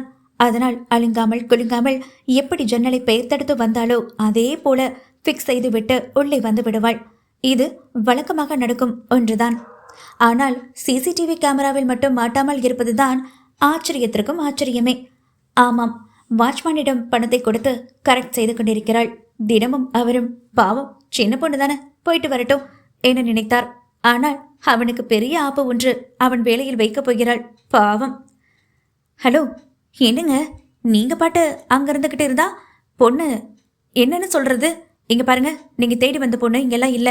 பேசாம ஊருக்கு போற வழி என்னவோ அதை பாருங்க என்று அவள் படபடவென பேசினாள் சுந்தரி. எங்க நான் பொண்ணு கிடைச்சதானு கேட்டேன், அதுக்கு எதுக்கு நீங்க இப்படியெல்லாம் பேசுறீங்க என்றான் சொக்கன். அது அது என்று அவனை பார்த்து கேவலமாக ஒரு இழிப்பை இழித்துவிட்டு, அடியே சுந்தரி, நீ கொஞ்சம் உன்னோட கண்ணையும் வாயையும் யாருக்கும் வெளியே காமிக்காம இருந்தினாவே போதும். நீயே எல்லாத்தையும் காமிச்சு கொடுத்துருவீங்க போல. ஆமாமா, வாங்க வாங்க வாங்க, இளமதி என்னோட வீட்டில் தான் இருக்கா, வந்து கூட்டிட்டு போங்க என சொல்லாமல் சொல்லிடுவ போல இருக்கே. ஹாத்தாடி, கொஞ்சம் வாயை முடிக்கிட்டு அமைதியா இருக்கணும் என அவளாகவே பேசிக்கொண்டிருந்தாள். ஒரு கேள்வி கேட்டதுக்கு மூஞ்சியில இத்தனை எக்ஸ்பிரஷன் கொடுத்துக்கிட்டு இருக்கிறா. யாருமா நீ என்பது போல அவன் பார்த்து வைத்தான். அந்த பொண்ணு இந்த ஊர்ல கிடைக்க மாட்டான்னு தோணுது. நீங்கள் கிளம்புங்க சார் என்று சொன்னாள் சுந்தரி. எப்படியாவது அவனை இந்த ஊரிலிருந்து அனுப்பி வைத்துவிட வேண்டும் என்று நினைத்தபடியால் அவள் இவ்வாறு சொன்னது. நான் எல்லா பக்கமும் தேடி விசாரிச்சிட்டேம்மா. கடைசியில் அவங்க இந்த ஊருக்கு தான் வந்திருக்காங்கன்றத நான் எப்படியோ தெரிஞ்சுக்கிட்டேன். கண்டிப்பாக இந்த ஊரில் இருப்பாங்கன்னு எனக்கும் ஒரு சின்ன நம்பிக்கை இருக்கு. 2 நாள் தேடி பார்க்கணும். கிடைக்கலனா என்று நிறுத்திவிட்டு அமைதியாக இருந்தான் சொக்கன். சொல்லுங்க சார், கிடைக்கலைனா என்ன ஆகும் என்றாள் அவளும். கிடைக்கலனா எங்கள் சாரோட உயிருக்கு ஆபத்தாக ஆகணும்னு சொல்லியிருக்காங்க. ஐயோ, என்ன சொல்கிறீங்க? உயிருக்கு ஆபத்தா? ஆமாம்மா, மூளையில் ஏதோ பிரச்சனையா. அதைத்தான் டாக்டர் சொன்னாங்க. முடிஞ்ச அளவுக்கு அந்த பொண்ணு சீக்கிரமாக கூட்டிகிட்டு வந்து இவங்களோட சேர்த்து வைக்க சொன்னாங்க. அதனால தான் அவங்கள தேடிக்கிட்டு இருக்கேன். கிடைச்சிட்டா பரவாயில்லையா இருக்கும். நாளைக்கு இதே இடத்துக்கு வாங்க, நான் இளமதியை கூட்டிகிட்டு வரேன். என்னது, நீங்கள் இளமதியை கூட்டிகிட்டு வரீங்களா? என்ன சொல்கிறீங்க? எனக்கு ஒன்றுமே புரியலையே என்று சொக்கன் புரியாத பார்வையோடு அவளை பார்த்தான். ஆமாம் சார், இளமதி வேற யாரும் கிடையாது. அவள் என்னோட உயிர் தோழி. கண்டிப்பாக அவளை நான் உங்கள் கண்ணு முன்னாடி கொண்டு வந்து நிறுத்துறேன். அவளை நீங்கள் தாராளமாக கூட்டிகிட்டு போகலாம். ஆனால் அவளோட சம்மதம் இருந்தால் மட்டுமே. நல்ல செய்தி. கூடவே இப்படியா சொல்லுவீங்க என்று அவன் அவளை பார்க்க அவள் இவனை பார்த்து முறைத்தாள். அத்தியாயம் 48. அந்திவானம் மெல்ல தன் நிறத்தை ஒவ்வொரு விதமாக மாற்றிக்கொண்டு இந்த உலகத்திற்கு வெளிச்சத்தை பரப்ப மந்தகாசமாய் வெளியேறி கொண்டிருந்தது. இதையெல்லாம் ரசிக்கும் மனநிலையில் இல்லை அவன். ரசிக்கும் சூழ்நிலை இயற்கை அவனுக்கு உருவாக்கி கொடுத்தாலும் எனக்கு வேணாம் இந்த மானம் கெட்ட ரசனை, போ என்று சொல்லாமல் சொல்லிக் கொண்டிருந்தான் மாறன். எத்தனை சிகரெட்டுகளை ஊதி தள்ளி இருப்பானோ. தரையை பார்த்தாதான் தெரியும். ஆஸ்ட்ரே கேட்பாரற்று கிடந்தது. இந்த கொஞ்ச நாட்களில் என்னுடைய வாழ்க்கை எப்படி தடம் மாறி போய்விட்டது. எவ்வளவு தைரியம் இருந்தால் என்னை காதலிப்பதாக சொல்லி என்னை ஏமாற்றி இருப்பாள். பழையவை அனைத்தும் அவன் மனதில் ஒரு ஞாபகமாக அலையடித்துக் கொண்டிருக்க அவள் சொல்லிய காதல் வசனங்கள் ஒவ்வொன்றும் அவனின் செவிக்குள் சென்று மனதை அடையும் வேளையில் அவன் கொண்ட மனப்பாடு சொல்லில் அடங்காது. காதலித்திருக்கிறாளா? என்னையா? ஏமாற்ற வந்தவளுக்கு காதல் ஒரு கேடா? சே! வாதாடியது ஒரு மனம், மற்றொரு மனமோ நல்ல எண்ணத்திலும் உதிக்கவில்லை. அதுவும் நாரச்சாரமாய்தான் போய் பேசிக்கொண்டது. இவையெல்லாம் ஒரு புறம் அவனின் மனதை போட்டு பிசைந்து கொண்டிருந்தாலும் அடுத்த நிமிடம் அவன் எண்ணத்தில் நொடிக்கு ஒரு முறை சௌந்தர்யா வந்து போகாமல் இல்லை. எப்படி அழகாய் காய் நகர்த்தி என்னை அவர்களது வலைக்குள் வர வைத்து தன் அண்ணனின் வாழ்க்கைக்குள் அடியெடுத்து வைத்திருப்பாள். இதற்கு மேலும் நான் என் அண்ணனின் பேச்சை நம்பாமல் இருக்க முடியுமா? நம்பாமல் இருந்தால் இதுவரை அவர் என்னை கவனித்த கவனிப்பிற்கும் அவர் என்னை வளர்த்ததற்கும் நான் என்ன கைமாறு செய்துவிடப் போகிறேன் என்பது போல் அல்லவா இருக்கும். சந்தேகம் கொண்டு சௌந்தர்யா பற்றி மேற்கொண்டு விசாரிக்க வேண்டும் என அவனின் மனதில் தோன்றினாலும் வேண்டாம் என அவன் நினைத்து கொண்டான். இயற்கையாகவே அவன் ஒருவரை நம்பிவிட்டாள். அவன் ஆணித்தரமாக மற்றவர்கள் என்ன சொன்னாலும் அப்படி இல்லை என்று வாதாடும் குணம் கொண்டவன். அண்ணன் சொன்ன எல்லாவற்றையும் மீறி ஒரு முறை அவளை பற்றின செய்திகள் அனைத்தும் உண்மைதானா என்று கேட்டுவிடலாமா என்று நினைத்தான். ஏனெனில் கனிகாவின் மேல் அவன் கொண்டிருந்த நம்பிக்கை அவ்வளவுதான். இவளும் அவளுடைய தோழி அல்லவா? அதனால் இவளும் ஒரு ஏமாற்றுக்காரியாகத்தான் இருப்பாள். தன் அண்ணனை தன்னுடைய வலையில் வர வைப்பதற்காக சௌந்தர்யாவின் மீது வேண்டுமென்றே பழியை சுமத்தி நாடகமாடி இருப்பாளோ? அதனால் தன் அண்ணனின் கருத்தை தன் பக்கம் நல்லவளாக காமிக்க புது யுக்தியோ? அவரின் சொத்துக்களை அடைவதற்கான இது ஒரு புது முயற்சியோ? இந்த உலகத்தில் யாரையும் நம்ப முடியாமல் போகிறதே என்று அவனின் மனதில் தோன்றியது. ஆனாலும் அண்ணன் சொன்ன ஒரு விஷயம் அவனின் மனதை ரணப்படுத்தி இருந்தது. சௌந்தர்யாவை நான் வேறொரு ஆணுடன் கட்டிலில் பார்த்தேன் என்று சொன்னது அவனுக்கு சகல சப்த நாடியும் அற்று போனது. இதுவரை அவன் கேட்டது அனைத்தும் ஏதோ ஒரு நாடகம் ஆடுகிறார்கள் என நினைத்தான். பல பல காரணங்களை சொல்லி தனக்குள் முடங்கிக் கொண்டிருந்தவன் அண்ணன் எப்போது சௌந்தர்யாவின் ஒழுக்கத்தை பற்றி சொன்னானோ அப்பொழுது அவன் யூகித்துக் கொண்டான். கண்டிப்பாக அண்ணன் பொய் சொல்ல மாட்டார். அதுவும் ஒரு பெண்ணின் விஷயத்தில் அவர் பொய் சொல்லி என்ன நடக்கப் போகிறது? உண்மையை சொல்ல வேண்டுமானால் அவர் தன்னுடைய மனைவியை 2 வருடமாக ஒதுக்கி வைத்திருக்கிறானே. இனிமேலாவது நன்றாக ஒரு வாழ்க்கையை வாழ்வோம் என்று அல்லவா எண்ணி வந்தவருக்கு ஏமாற்றமும் துரோகமும் அல்லவா கிடைத்திருக்கிறது. ஏமாற்றத்தையும் துரோகத்தையும் அவருடைய கண்ணில் நன்றாக கண்டேன் அல்லவா. அவர் சொல்லும் பொழுதே நன்றாக தெரிந்தது அல்லவா. இத்தனை இருந்தும் நான் அவளை பற்றி சந்தேகம் கொள்வது தவறு. அவளை நம்பியேத்தான் ஆக வேண்டும். எதற்காக சௌந்தர்யா நம்மை காதலிப்பதற்காக அனுப்பினாள் என்ற காரணத்தையும் சொன்னதற்கு பின்பும் இலாவின் மேற்கொண்ட கோபம் என்னவோ அதற்கு புதுவிதமான காரணத்தை அவன் வகுத்துக் கொண்டிருக்கிறான் என்றுதான் சொல்ல வேண்டும். அப்படி என்னடி உனக்கு தலை போகிற பிரச்சனை? அவ என்ன உன்கிட்ட வந்து காதலிப்பதாக நடின்னு சொன்னா உடனே நடிச்சிடுவியா? அதுக்கு பேசாம நீ விபச்சாரம் செஞ்சுக்கிட்டு போகலாம் என்றுதான் அவனுக்கு மனம் பறைசாற்றியது. எத்தனை சமாதானங்கள் சொன்னாலும் அவனை தனக்குள் வேண்டாம் என்று வகுத்து கொண்டு போனாலும் இல்லை இல்லை முடியாது, அவள் இப்படிப்பட்டவள்தான் என்று அவளைத்தான் நினைத்து கொண்டான். அவள் மட்டும் என் கண்ணில் படட்டும், அவளை உண்டு இல்லைன்னு பண்ண போற என்று அவன் சொல்லி முடிக்கும் அவ்வேளையில் சரியாக அவனுடைய அலைபேசி அழைத்தது. சொக்கன்தான் அழைக்கிறான் என நினைத்தவன் போனை எடுத்து ஹலோ என்று கூட சொல்லவில்லை. அமைதியாகவே இருந்தான். அவன் காதலையே வைத்திருந்தான். சொக்கன்தான் அந்த பக்கம் இருந்து பேச ஆரம்பித்தான். சார், இளமதி மேடம் கிடைச்சிட்டாங்க. எந்த இடம்? விசாகப்பட்டினம். போனவை நான் வரேன் என்று சொன்னவன் இருக்குடி, உனக்கு இனிமேதான் ஆட்ட சூடு பிடிக்க போகுது. என்னை விட்டு போகணும்னு நீ எப்படி நினைக்கலாம்? என்னை விட்டு நீ போகணுன்னாலும் அதை நானே சொல்கிறதா தான் இருக்கணும். என்னோட வாழணும்னு நினச்சாலோ அதுவும் நானே சொல்கிறதா தான் இருக்கணும். நீ சாகணும்னு நினச்சாலோ அதையும் நான் தான் முடிவு எடுக்கணும். என் கண்ணில் மண்ணாளி போட்டுட்டு போகலாம்னு இருக்கியா? விட மாட்டேன், இதோ வர்ற என்று சொன்னவன் கர்ஜனையாக ஒரு சிரிப்பை சிந்திவிட்டு விசாகப்பட்டினத்திற்கு ஃப்ளைட்டில் சென்று விட்டான். விஜயமாறனிடம் தான் இந்த வீட்டில் ஒரு வேலைக்காரியாகவே இருக்கிறேன், எனக்கு மாதமானவுடன் சம்பளம் போட்டு விடுங்கள் என்று சொன்ன கடிகா கீழே இறங்கி வந்து விட்டாள். பெரிய வீரப்பாக பேசி வந்து விட்டோம்.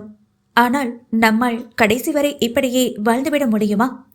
விதுலன் எங்க என்று கேட்டு கடைசி வரை இருக்க வேண்டும் எனும் நினைப்பில் நாம் இப்படி ஒரு முடிவை எடுத்தது தவறாகி போய்விட்டதே என்று கீழே இறங்கி வந்தவளுக்கு ஒரு நிமிடம் யோசிக்க கூட வழியில்லாது சென்று விட்டது அவனின் அழைப்பினாள்.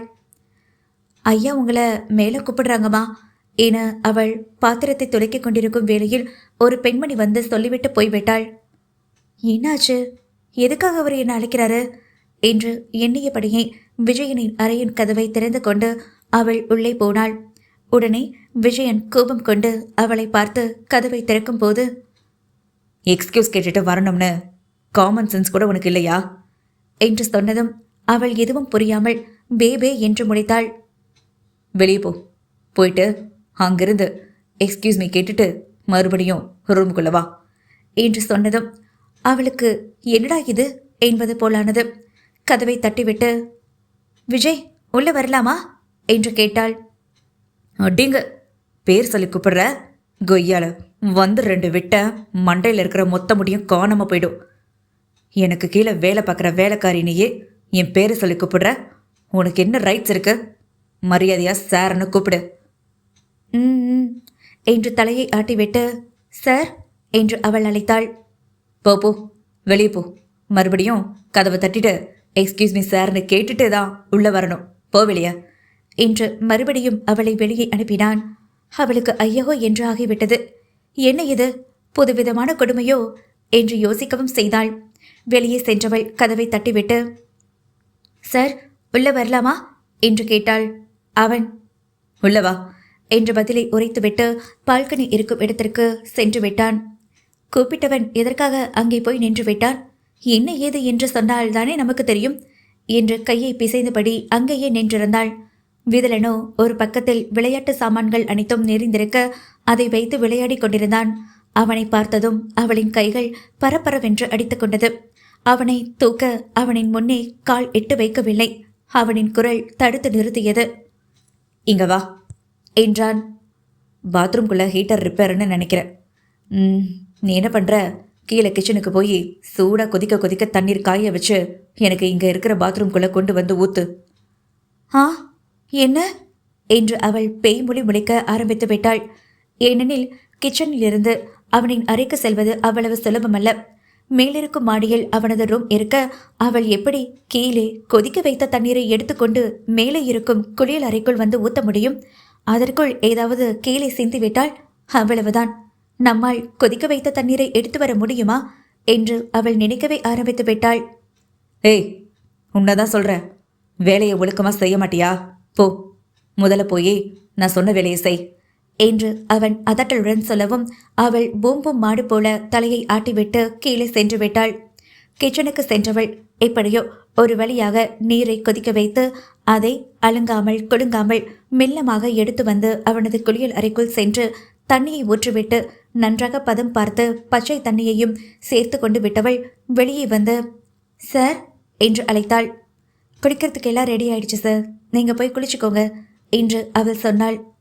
ஓ, ஐம் சாரி, உடம்பு ஒரு மாதிரி கசகசன்னு இருந்ததா, அதனால் நான் பச்சை தண்ணியிலேயே குளிச்சுட்டேன் என்று இடுப்பில் துண்டை கட்டிக்கொண்டு கண்ணாடி முன் நின்று தன்னுடைய முடியை கோதியபடியே பேசினான். அட பாவி, இதுக்குதுக்குடா என்னை கீழிருந்து தண்ணியை சுமக்க வச்ச, அதுவும் கொதிக்கிற தண்ணிய, உன்னைய வர கோபத்துக்கு என்று கைகளை இறுக்கமாக பிடித்து கொண்டாள்.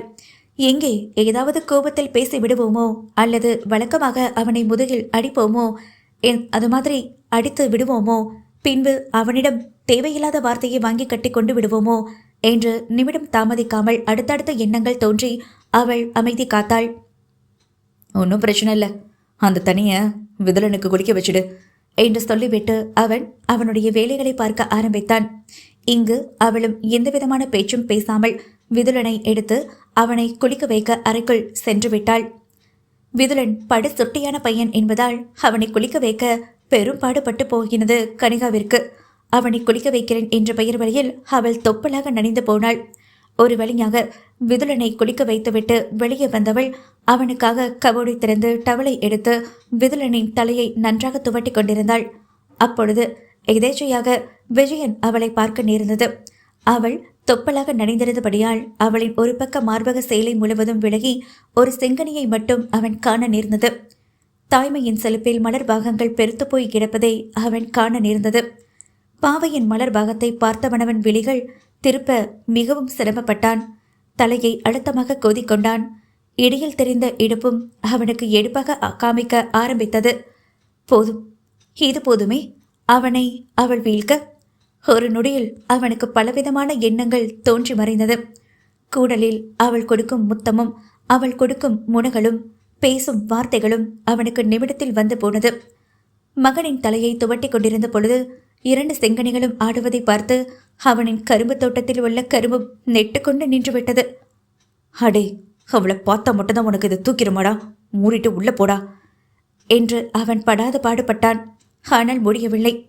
ஆட போடா, எனக்கு இப்பதான் வேலையே வந்திருக்கு என்று சொல்லாமல் சொல்லிக் கொண்டிருந்தது அந்த கரும்பு காட்டு புதரின் நடுவில் ஒளிந்து கொண்டிருந்த செங்கரும்பு. விதுலனுக்கு நன்றாக துடைத்துவிட்டு பின்பு அவனை நன்றாக ரெடி செய்து விட்டாள். கீழே போலாமா விதுலா என்று அவனை தூக்கி கொண்டவள் அவன் ஒருவன் தன்னுடைய பக்கத்தில் இருக்கிறான் என்பதையும் அறியாமல் அவள் திரும்ப போக அவனின் மூச்சுக்காற்று அவளின் காதுகளில் நன்றாகவே வீச ஆரம்பித்தது. வி வி வி என்று சொல்ல வந்த நாக்கு உடனே தன் தலையில் தட்டி கொண்டவள் சார் என்று உரைத்தாள். அவளின் அருகிலேயே இன்னும் நெருங்கியவன், என்னடி அங்கேயும் இங்கேயும் காமிச்சு என்னை மயக்கி அப்படியே இருந்துடலாம்னு பார்க்குறியா? முடியாது, நடக்காது. என் முன்னாடி இப்படி அரையும் குறையுமா காமிச்சு என்னை ஏமாத்தலாம்னு மட்டும் நினைக்காத என்று அவன் சொல்லி முடித்ததும் தன்னுடைய நிலையை பார்த்தவளுக்கு ஐயையோ என்று ஆகிவிட்டது. உடனே தன்னை சரிப்படுத்திக் கொண்டதும் அவனுக்கு கோபம் மீண்டும் தலைக்கு ஏறி துடித்தது. மகனோடு சேர்த்து அவளையும் இருக்க அணைத்து கொண்டான். என்ன, நான் சொன்னது உடனே எல்லாத்தையும் மூடுறியோ? எல்லாம் நான் பார்த்து கசக்கி சக்கையா வெளியே துப்புனது தான் என்று கொச்சையாக பேசிவிட்டு அவன் அறையின் கதவை படீரென்று அடித்துவிட்டு கீழே இறங்கிவிட்டான். அவள் சிலையாக அந்த இடத்திலேயே அப்படியே நின்று இருக்க கீழிருந்து அவன் போட்ட சத்தத்தில் நடுங்கி போனாள். பெயர் சொல்லிக்கூட அழைக்க மாட்டானா? ஏய் ஏய் என்று புது பெயரை வைத்துள்ளான். ஏய் என்று கத்த புரிந்து கொண்டாள். தன்னைத்தான் அவன் கூப்பிடுகிறான் என்று. அறையிலிருந்து அவனை பார்க்க, மகாராணி மேலே நின்று பார்த்து என்னன்னு கேட்டாதான் வருவீங்களோ? கீழே இறங்கி வாடி, வேலைக்காரி நாயே என்று இதயத்தில் ஈட்டியாக வார்த்தைகள் ஒவ்வொன்றும் தேல் கொடுக்காக கொட்டிக் கொண்டிருந்தான். விதுலனை தூக்கிக் கொண்டு வேகமாக படியிறங்கி வந்தவள் மேல்மூச்சு கீழ்மூச்சு வாங்க அவள் இறங்கி வரும்போது அவளின் மார்பகம் ஒவ்வொன்றும் மேலும் கீழும் இறங்குவதைக் கண்டவன், ஐயோ என்னை சோதிக்கிறாளே, கொஞ்சம் கொஞ்சமா என்னை இழுத்துருவாளோ என தன்னைத்தானே திட்டிக் கொண்டவன் அவளை பார்த்து கோபமாகவே பேச ஆரம்பித்தான். சோறு நீதான் போடுவியா, இல்ல வேற எவளாவதோ வந்து போடுவாங்களா? வந்து போடு வா என்று அவளை திட்டிவிட்டு போய் உணவு மேஜையின் இருக்கையில் அமர்ந்து கொண்டான். மகனையும் தன்னுடைய இருக்கைக்கு பக்கத்து இருக்கையிலேயே அமர செய்துவிட்டு அவனுக்கும் உணவு ஊட்டி பின்பு அவனும் உண்ண ஆரம்பித்தான். உணவு உண்ணும் வரை எதுவும் அவன் பேசவே இல்லை. அப்பாடி, எதுவும் பேசாம அமைதியா சாப்பிட்டுட்டாரு, நல்ல வேளை தப்புச்சோடா சாமி என்று அவள் சமையல் அறைக்குள் நுழையும் போது, இங்க வா என்று அழைத்தான். இப்பவும் என்னடா என்பது போல் அவனின் பின்னே அவள் செல்லவும் காரின் கீயை எடுத்துக்கொண்டு அவன் வெளியே சென்று மகனுக்கு ஒரு முத்தத்தை பரிசாக கொடுத்துவிட்டு பின்பு அவளை பார்த்தான். எதுக்காக என்னை அழைச்சாரு, எதுக்காக என்னை இப்படி திங்கிறது போல பார்த்துக்கிட்டே இருக்கான் என அவள் நினைத்தது ஒரு நொடி கூட இல்லை. அதற்கு ஏற்றாற்போல் அவனும் அவளின் செவ்விதழை இழுத்து கடித்துவிடும் அளவிற்கு வன்மையாக ஒரு முத்தத்தை கொடுத்தான். அவன் நாவோடு அவள் நாவை வைத்து நிரடினான். எத்தனை முறை இதழ் முத்தம் கொடுத்து இருப்பான். ஆனால் ஒவ்வொரு முறையும் அவளை விடாமல் தின்று விட்டுத்தான் எடுப்பான். சிறிதளவு கீற்று காயம் செய்யாமல் அவளுடைய உதட்டினை அவன் விடவே மாட்டான். உதட்டை மென்று முழுங்கி தேனை உறிஞ்சு கொண்டான். கனிகாவிற்கும் இவனின் செய்கை அனைத்தும் புரியாத புதிராக இருந்தது. என்ன மாதிரியான பழக்கம் இது என்பது போல் அவள் பார்த்து வைக்க அவன் கொடுக்கும் இதழ் முத்தத்திலிருந்து அவள் விடுபட முயற்சிக்க எதுவும் பழித்து போகாமல் போய்விட்டது. மகன் அங்கிருந்து நகரவும் அவளை இழுத்து பிடித்து இறுக்கமாக அணைத்து அவனின் இதழில் முத்தம் கொடுக்க ஆரம்பித்தவன் 5 நிமிடம் ஆகியும் அவன் விட்டபாடு இல்லை. மறைவான இடம் தேடி சுவற்றோடு அவளை நிறுத்தி அவளை வன்மைப்படுத்திக் கொண்டே இருந்தான். அவள் மூச்சுக்காக ஏங்கிக் கொண்டிருப்பதை அவன் அறிந்தும் மேலும் அவளிடம் இருந்து தன்னுடைய இதழை பிரித்தபாடு இல்லை. காலையிலேயே அவளிடம் இருந்த மொத்த தேனையும் உறிஞ்சு குடித்தவன் அவளிடம் கொஞ்ச நஞ்சம் இருக்கும் சத்தையும் உறிஞ்சு குடித்து விட்டான். சத்தத்தோடு அவளது இதழில் முத்தம் கொடுத்து படார் என்று அவளின் இதழில் இருந்து எடுத்துக்கொண்டவன் மீண்டும் அவளை பார்த்து, என்னடி என்றான். அவள் இல்லை என்று மறுப்பாக தலையசைத்தாள். என்னடி முன்னாடியெல்லாம் கூடி போய் ஆளை பார்க்க ரொம்ப தினுசா இருக்க. அப்படியெல்லாம் ஒன்றும் இல்லை. ஓஹோ, நான் இல்லைன்னு தின்னு தின்னு பெருத்துட்டியோ? என்னை பார்த்தா இவனுக்கு எப்படி தெரியுது? நானே பஞ்சத்தில் அடிப்பட்ட பரதேசி பிள்ளையாட்டம் இருக்கேன், என்கிட்ட போய் இப்படி பேசுறானே குறுக்கு என்று அவளுக்கு கோபம் கண்ணா பின்னா வென்று வந்தது. ஆனால் அவனிடம் காமிக்க முடியுமா? மீறி காண்பித்தாள் அவன் வேறு மாதிரி அல்லவா காமிப்பான். என்னடி பதிலைய காணோம்? அது அது என்று எடுத்தவள், விதுரனை பார்த்த சந்தோஷமா இருக்கும். அப்போ நான் இல்லை அப்படிதானே? நான் தான் ஒரு கொள்ளைக்காரனாச்சே. விஜய்! ஏய் மூச், பேசாத. ஒற்றை விரலை தன் உதட்டில் கொண்டு வந்து அவள் அடுத்து பேசுவதற்கு இடம் கொடுக்காமல் கண்கள் சிவக்க அவளை பார்த்து கோபமாக முறைத்துவிட்டு திரும்பி பார்க்காமல் சென்று காரில் ஏறினான். போகும் அவனையே இமை வெட்டாமல் பார்த்தாள் அவள். ஏன் விஜய் இப்படியெல்லாம் நடந்துக்கிறீங்க? நீங்கள் இப்படி நடந்துக்கிறதெல்லாம் பார்க்கும்போது எனக்கு ரொம்ப கஷ்டமாக இருக்கு. எனக்கு என்னுடைய பழைய விஜய் கிடைக்க மாட்டாரா? என்னோட காதல் கொண்ட கணவன் எனக்கு மறுபடியும் கிடைக்க மாட்டாரான்னு நினைக்க தோணுது என ஏங்கி தவித்தாள் பெண்ணவள். அந்த காலம் அப்பொழுதே முடிந்து போய்விட்டதம்மா. இன்று இருப்பது புது விஜய். அவன் உனக்கானவன் அல்ல. விதி பேசிய பேச்சுக்கள் அனைத்தும் அவளின் செயலில் வந்து அடையவில்லை. துடுக்காக பேசும் பெண்ணின் மனம் பேச்சற்று போய் உள்ளே சென்று விட்டது. காரின் கதவை திறந்து கொண்டு செல்லலாம் என்று நினைக்கும் வேளையில் அங்கே ஒருவன் முன்னேறி வந்தான். சார், நீங்கள் இப்போ உடனே போகணுமா? வேண்டாம் சார், அங்கே ப்ரெஸ் மீடியான ஒரே அலப்பறையாக இருக்கு, தாங்க முடியல. நீங்கள் எப்படி மறுபடியும் உயிர் பிடிச்சு வந்தீங்கன்னு அவங்க கேட்குறாங்க என்று அந்த அலுவலகத்தில் முக்கிய பதவியில் வசிக்கும் ஒருவர் வந்து சொல்லவும் விஜயன் அவரை மேலிருந்து கீழ்வரை பார்த்தான். அந்த பார்வையில் என்ன நினைத்தானோ கப்சிப் என்று அடைத்து கொண்டான். அதுக்கான விளக்கத்தை நான் கண்டிப்பாக ப்ரெஸ்ஸுக்கு சொல்லித்தான் ஆகணும். நான் அதை பார்த்துக்கிறேன், உங்கள் வேலை என்னவோ அதை மட்டும் பாருங்க என்று அவன் சொல்லிவிட்டு உள்ளே செல்லும் வேளையில் பிரஸ் மீடியாக்களும் அவனை வலைவிரித்து பிடித்து கொண்டது. நான் வரமாட்டேன், என்னை விடுங்க. ஏன் என்னை போட்டு இப்படி டார்ச்சர் பண்ணுறீங்க? நான் உன்னை டார்ச்சர் பண்ணுறேனா இல்லை நீ என்ன டார்ச்சர் பண்ணுறியா? பதில் இல்லை இளமதியிடம்.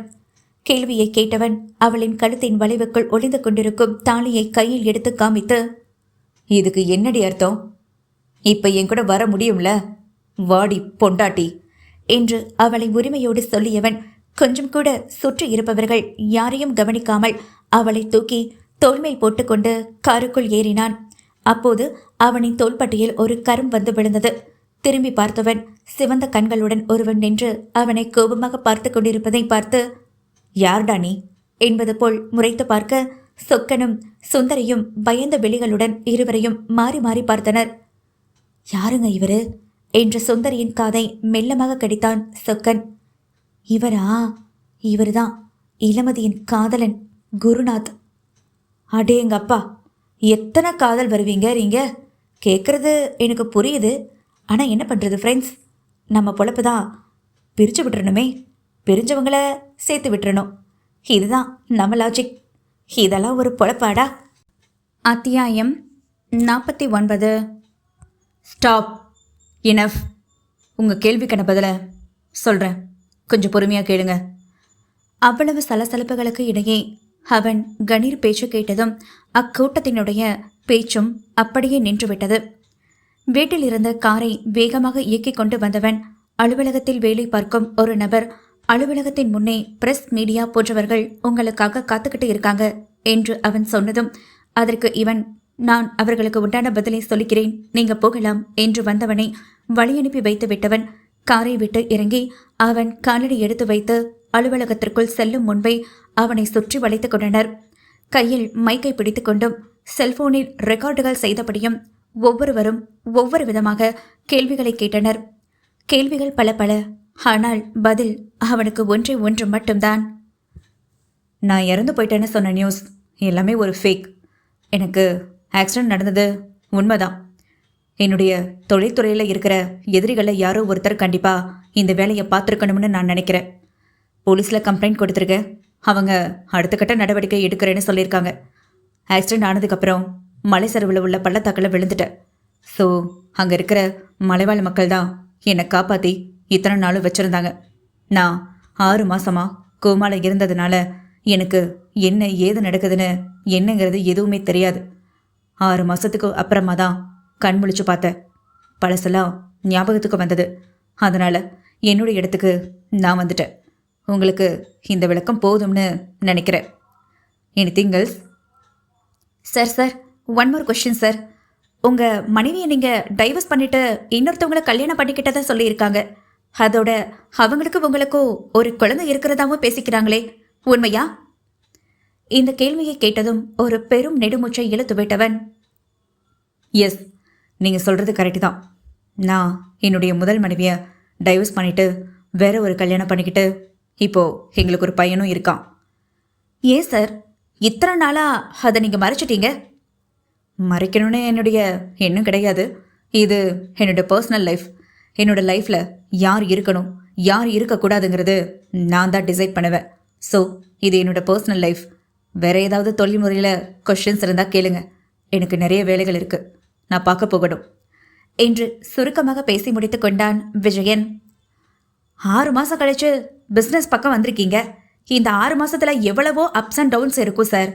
எல்லாத்தையும் உங்களால் ஈடுகட்டிட முடியுமா என்று ஒருவன் கேட்ட கேள்விக்கு அருகில் இருக்கும் அவனின் பக்கத்தில் அமர்ந்திருக்கும் ஒரு பத்திரிகையாளன் எழுந்து பதில் சொல்லிவிட்டான். வாட் மணி, உங்களுக்கு தெரியாதா? அவர் தொழில பெரிய ஜாம்பவன். 6 மாதம் என்ன, 6 வருஷம் கழிச்சு வந்தா கூட இப்போ இருக்கிற அப்டேட்டை ஃபிங்கர் டிப்ஸில் வச்சு அவரால் எல்லாத்தையும் சரி கட்டிட முடியும். ஸோ நீங்கள் தொழில் முறையில் எந்த கேள்வி கேட்கறதும் வேஸ்ட்டு தான் நினைக்கிறேன். அவர் எல்லாத்தையும் 1/2 மணி நேரத்தில் கலெக்ட் பண்ணி அதுக்கேற்ற மாதிரியான பிஸ்னஸை அவர் வழிவகுத்துக்கிட்டு போய்கிட்டே இருப்பார். ஸோ இந்த கேள்வி கேட்குறது நமக்கு தான் டைம் வேஸ்ட் என்று அருகில் இருந்த பத்திரிகையாளரான மணிகண்டனை பார்த்து சொன்னான் ஒருவன். விஜயன் அதற்கு மௌனமாக ஒரு புன்னகையை மட்டும் செய்துவிட்டு, ஓகே கைஸ், பை, இன்னொரு நாள் மீட் பண்ணலாம் என்று சொல்லிவிட்டு அவர்களுக்கு காஃபி டீ எல்லாம் அரேஞ்ச் பண்ணி கொடுக்க சொல்லிவிட்டு அவன் கிளம்பி அலுவலகத்திற்கு சென்று அவனது அறைக்குள் சென்று விட்டான். சௌந்தர்யாவை பற்றிய உண்மை முழுவதும் அவன் சொல்லியிருக்கலாம். தன்னுடைய முதல் மனைவிதான் தன்னை கடத்தி வைத்து இத்தனை நாளும் தன்னை சித்திரவதை செய்தாள் என்று அவன் சொல்லியிருக்கலாம். ஆனால் அவன் அப்படி செய்யவில்லை. ஏனெனில் அவனுக்கு இன்று சமுதாயத்தில் பெரிய இடம் இருக்கிறது. அப்படியாக ஒருவேளை அவன் சொன்னாலும் அது சௌந்தர்யாவினுடைய ஆதி முதல் அந்தம் வரை இருக்கும் வரலாற்றை தெரிந்து கொண்டு அவளை பற்றின விஷயங்கள் ஒவ்வொன்றையும் புட்டு புட்டு வைத்து விடுவார்கள். இது தேவையா என்று நினைத்து கொண்டவன் ஆக்சிடென்ட் நடந்தது உண்மை என்றும் வேறு மாதிரியான காரணங்களை திரித்தும் அவன் பேசியிருந்தான். உனக்கு இதுபோல் பேசுவதுதான் சரி என்றும் அவன் நினைத்தும் வைத்திருந்தான்.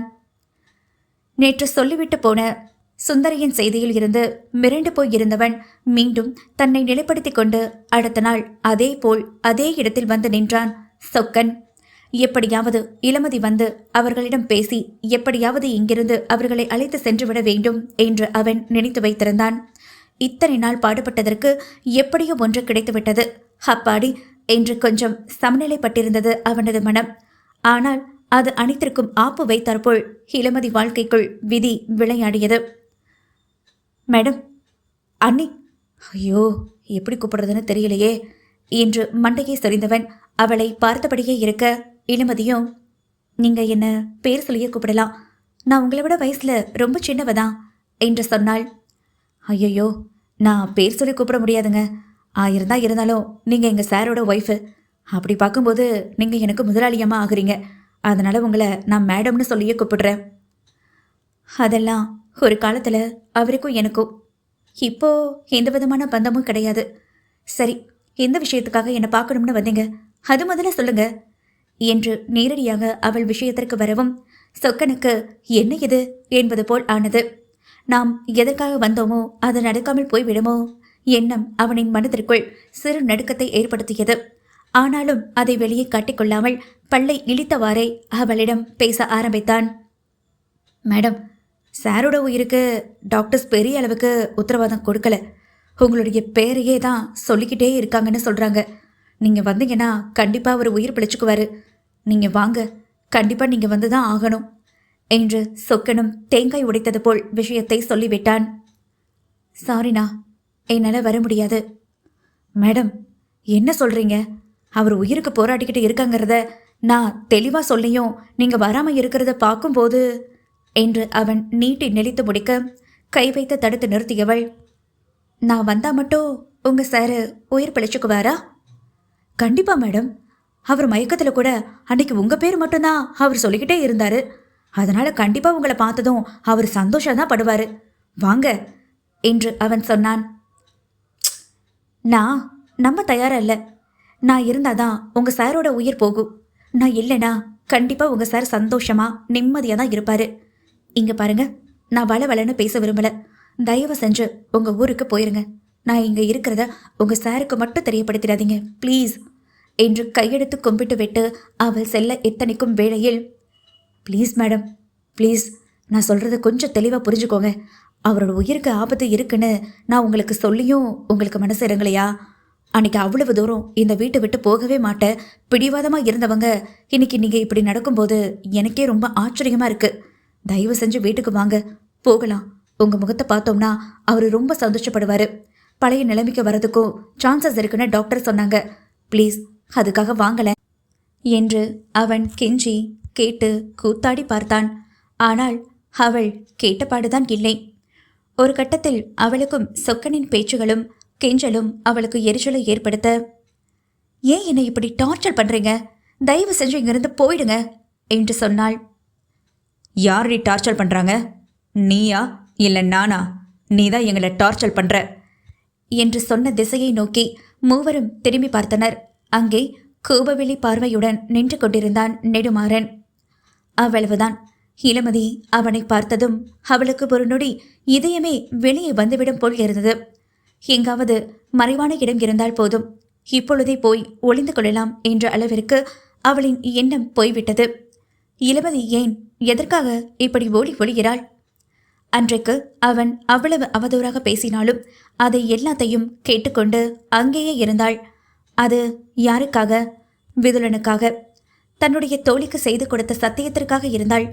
ஆனால் ஒரு பெண் எவ்வளவுதான் கேவலமான வார்த்தைகளை கேட்க முடியும்? அவளை 2 அடி அடித்திருந்தால் கூட அவள் அங்கேயே கிடந்திருப்பாள் வாழ்நாள் முழுக்க.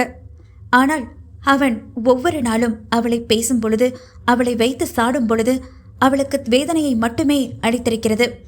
தான் ஆசையாக காதல் கொண்ட கணவன் கொச்சையாக பேசும் பொழுது அவளுக்கு தாங்கிக் கொள்ளவே முடியவில்லை. அதிலும் தன்னுடைய அண்ணனின் மனைவி என்று சொல்லி அந்த உறவுக்கும் ஒரு கேவலமான பேச்சுக்களை வாங்கவும் அவளால் பொறுத்து கொள்ளவே முடியவில்லை. இப்படியாகத்தானே தன்னுடைய தோழியையும் நினைத்து வைத்திருப்பார் என்ற எண்ணமும் அவளுக்கு வரவே, போதுமடா சாமி, இனி இதற்கு மேல் இங்கே இருந்தால் கேவலமான வார்த்தைகளை கேட்டுக்கொண்டே வாழ்நாள் முழுக்க ஒரு பிணத்தை போல வாழ வேண்டி இருக்கும். நான் அவருடன் வாழ்ந்த 3 மாத காலம் மட்டுமே போதும்.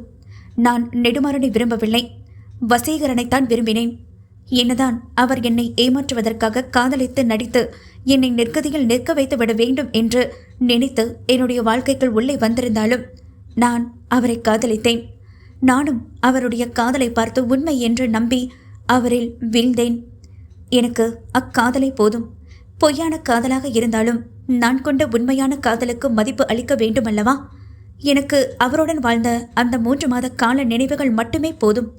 அதை என்னுடைய மனப்பெட்டகத்தில் பொக்கிஷமாக வைத்து போற்றி பாதுகாத்துக் கொள்வேன். போதும், அவருடன் வாழ்ந்த வாழ்க்கையும் போதும், அவர் பேசிய பேச்சுக்களும் போதும். இதற்கு மேல் கேட்டுக்கொண்டிருக்க என்னால் இயலாது. என்னுடைய மனமும் என்னுடைய உடலும் அதற்கு தெம்பு இல்லாமல் போய்விட்டது என்று ஒருவாறாக எல்லா முடிவுகளையும் எடுத்தவள் வீட்டை விட்டு வெளியே வந்ததும் தன்னுடைய தோழியின் வீட்டை அடைந்தாள். கடைசியாக சொக்கன் தேடி வந்ததும், இப்பொழுது நெடுமாறன் அவளை தேடி வந்ததும் அவளுக்கு ஆச்சரியமே. பின்னர் இருக்காமல் போகுமா? எப்படியும் அவர் நம்மை ஒரு ஏமாற்றுக்காரி என்ற பட்டத்தை கொடுத்து விட்டார். பிறகு அவருடன் வாழ்ந்தால் என்ன, வாழா விட்டால்தான் என்ன என்ற எண்ணம் அவளுக்குள் உருவாகிவிட்டது. கண்டிப்பாக அவர் என்னை வந்து மீண்டும் சந்திக்க மாட்டார். என்னுடன் சேர்ந்து மீண்டும் ஒரு வாழ்க்கை வாழ வேண்டும் என்ற எண்ணம் அவருக்குள் வரவே வராது. என்னை ஒரு பெண்ணாக அல்ல, ஒரு மனுஷியாக கூட மதிக்கவே இல்லை. அப்படி இருக்கும்போது எப்படி அவர் என்னை தேடி வரப்போகிறார்? அவருக்கு என்று ஒரு வாழ்க்கை அமைத்து கொண்டு வாழத்தான் முற்படுவார். வாழட்டும், அவர் எங்கு இருந்தாலும் நன்றாகவே வாழட்டும் என்று நினைத்துதானே அவள் வந்திருந்தாள். ஆனால் அதை இப்பொழுது அனைத்தும் சுக்கல் நூறாக போய்விட்டது.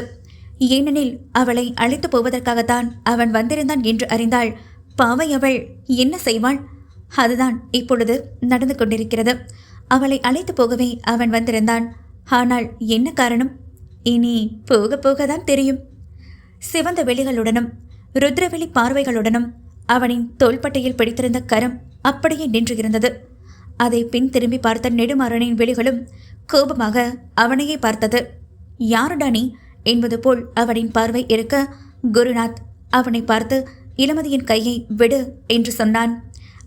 அவனுக்கு எந்தவிதமான பதிலும் சொல்லாமல் முறைப்பை மட்டும் பதிலாக அளித்துவிட்டு காருக்குள் ஏறும்படி அவளின் கையை பிடித்து உள்ளே நகர்த்தும் வேளையில் மீண்டும் குருநாத் அவனின் கையை பிடித்து தடுத்தான். சொல்றல, கையை எழுடா என்று அவனை அதிகாரமாய் ஆங்கோருமாய் குரல் ஒலித்தது குருநாத்திடமிருந்து. ஏய், யாருடா நீ? உனக்கு என்ன பிரச்சனை இப்போ என்று கேட்டான் நெடுமாறன். நீதான் அவளோட பிரச்சனையே. அவளை இங்கேயே விட்டுட்டு போறதுதான் உனக்கும் நல்லது, அவளுக்கும் நல்லது என்று சொன்னான் குருநாத். நீ முதல்ல யாரு? அவளை விட்டுட்டு போகணும்னு சொல்றதுக்கு நீ யாருடா என்று கேட்டான். நான் அவனோட காதலன். அவ மேல இருக்கிற கையை எடுடா என்று மீண்டும் சொன்னான். எனது காதலனா? Do you mean lover? சொன்னவன் விழிகள் திரும்பி இளமதியை பார்த்தது. அதில் கோபம் கொப்பளிக்க பார்வை இருந்ததும் இளமதி சற்று பயந்தாள். அவன் பிடித்திருந்த கைகள் சற்று இலக்கம் கொடுக்க அவனின் கைகளை தடுத்து எடுத்துவிட்டு குருநாத்தின் முதுகு பின்னால் ஒளிந்து கொண்டாள் இளமதி. நெடுமாறனுக்கோ சரியான கோபம் வந்துவிட்டது.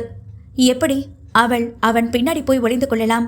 அவள் என்னுடையவள் என்ற எண்ணம் அவனின் மனதில் உதிக்க, அவள் என்னுடையவளா? அவளை ஒரு காரணமாகத்தான் நான் கூட்டிட்டு போறேன்.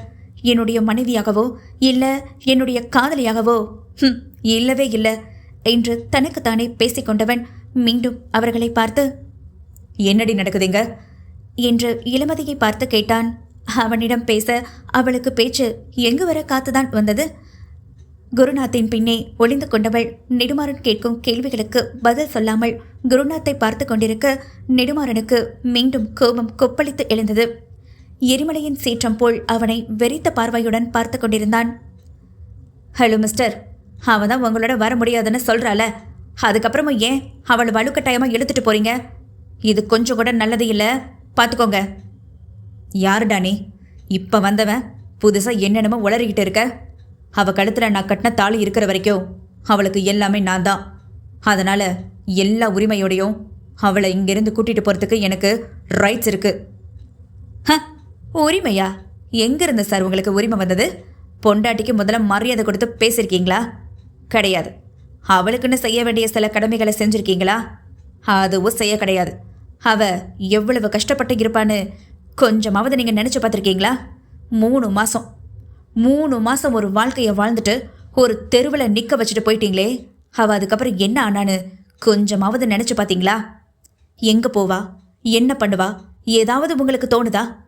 பெருசாக இப்போ வந்து புருஷன்ற பேரில் அவளை இழுத்துட்டு போகணும்னு நினைக்கிறீங்களே, நீங்கள்லாம் என்ன மாதிரியான ஆளு என்று நெடுமாறனை பார்த்து அவன் மடமடவென பேசி முடிக்கவும் நெடுமாறனுக்கும் ஒரு பக்கம் கோபமும் ஒரு பக்கம் அவன் சொன்னது சரியோ என்ற எண்ணமும் வெளியே வந்தது. ஆனாலும் அந்த சரியோ என்னும் எண்ணத்தை அவன் முறியடித்துவிட்டு அவனுடைய நிலையிலிருந்து தடுமாறாமல் நின்று விட்டான்.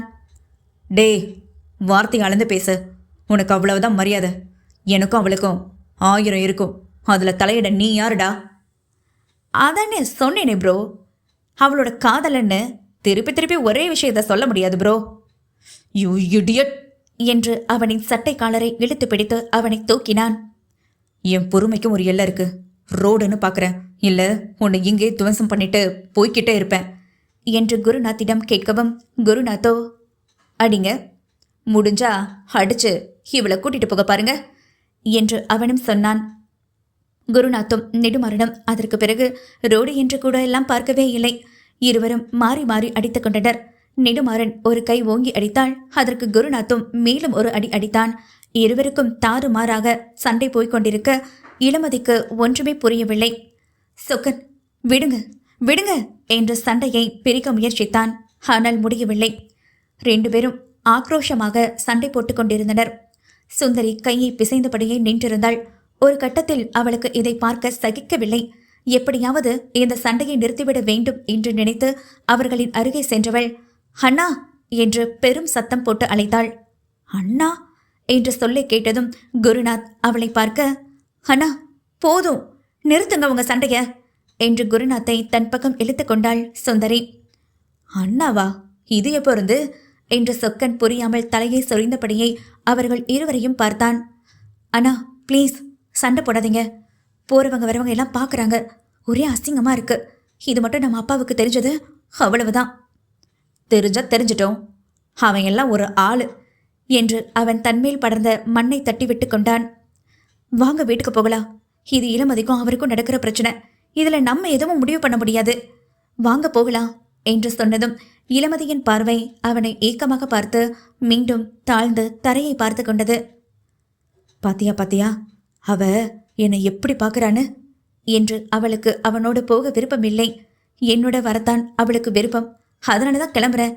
அவளை கூட்டிட்டு நான் ஊட்டிக்கு போகலான்னு இருக்க என்று சொன்னதும் நெடுமாறன் மேலும் அவனை கொத்தாக பிடித்து, என்னடா நினைச்சிட்டு இருக்க? உன் மனசுல அவளை கூப்பிட்டுக்கிட்டு ஊட்டிக்கு போவியா? அப்ப நாங்க நாக்கு தொங்க போட்டுக்கிட்டு நிக்கணுமா என்று அவனின் மூக்கில் ஒரு குத்து குத்தினான். இம்முறை சுந்தரிக்கு பெரும் பாடாக போய்விட்டது. மீண்டும் சண்டையை தடுத்து நிறுத்த போராடி அவர்களின் சண்டையை நிறுத்தியவள் நெடுமாறனை பார்த்து கையெடுத்து கும்பிட்டே விட்டாள். ஐயோ சார், உங்க பொண்டாட்டியை நீங்க எங்க வேணாலும் கூட்டிட்டு போங்க. தயவு செஞ்சு எங்க அண்ணனை விட்டுடுங்க. எங்க அண்ணன் அவளை ஒன் சைடா லவ் பண்றாரு. போதுமா? உங்க ஒய்ஃபை லவ் பண்ணல என்று சொன்னதும் உச்சஸ்தானத்தில் இருந்த அவனுடைய கோபம் படபடவென இறங்கி முதலாவது படிக்கட்டில் வந்து நின்றுவிட்டது. இளமதியை திரும்பி ஒரு பார்வை பார்க்க அவள் உண்மை என்பது போல் கண்கள் அப்பட்டமாக காமித்து கொடுத்தது. ஏண்டி, உண்மையை சொன்னா இதுதான் சாக்குன்னு வச்சு நான் என்னெல்லாமோ பிளான் பண்ணி வச்சிருந்தேன் என்று குருநாத் சுந்தரியின் காதில் முணுமுணுத்தான். ஹவு டர் யூ? என்னோட பொண்டாட்டியை எப்படிடா நீ ஒன் சைடா லவ் பண்ணலாம்? இன்னொருத்தனோட பொண்டாட்டின்னு தெரிஞ்சதுக்கு அப்புறமும் உங்களால் எப்படி இப்படிலாம் பண்ண முடியுது?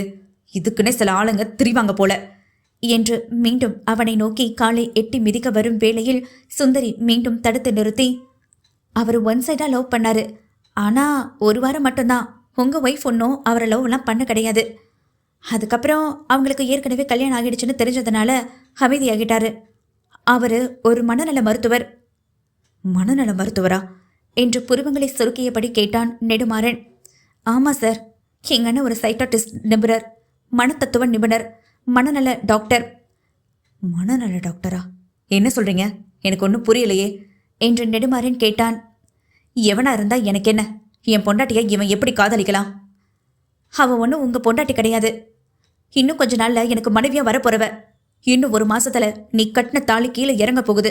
நான் கட்டின தாலி அவ கழுத்துல ஏற போகுது என்று சொன்னான் குருநாத். டே மடையடான நீ என்னடா பேசுற கிறுக்கு பயலே? ஏற்கனவே அவ கழுத்துல நான் தாலி கட்டி இருக்கும்போது உன்னால எப்படி நான் மறுபடியும் அவ கழுத்துல தாலி கட்ட முடியும்? முட்டாள், என் கோபத்தை அதிகமா கிளற. டாக்டர்னு உனக்கு பாவம் புண்ணியெல்லாம் பார்த்துக்கிட்டு இருக்க மாட்டேன், பார்த்துக்க என்று கையை நீட்டி அவனை எச்சரித்தான் மாறன். எஸ் ப்ரோ, உங்கள் மனைவி இன்னும் ஒரு மாசத்துல என் மனைவியா மாறப்போறா என்று பல்லை இழித்தவாறு பேசினான்.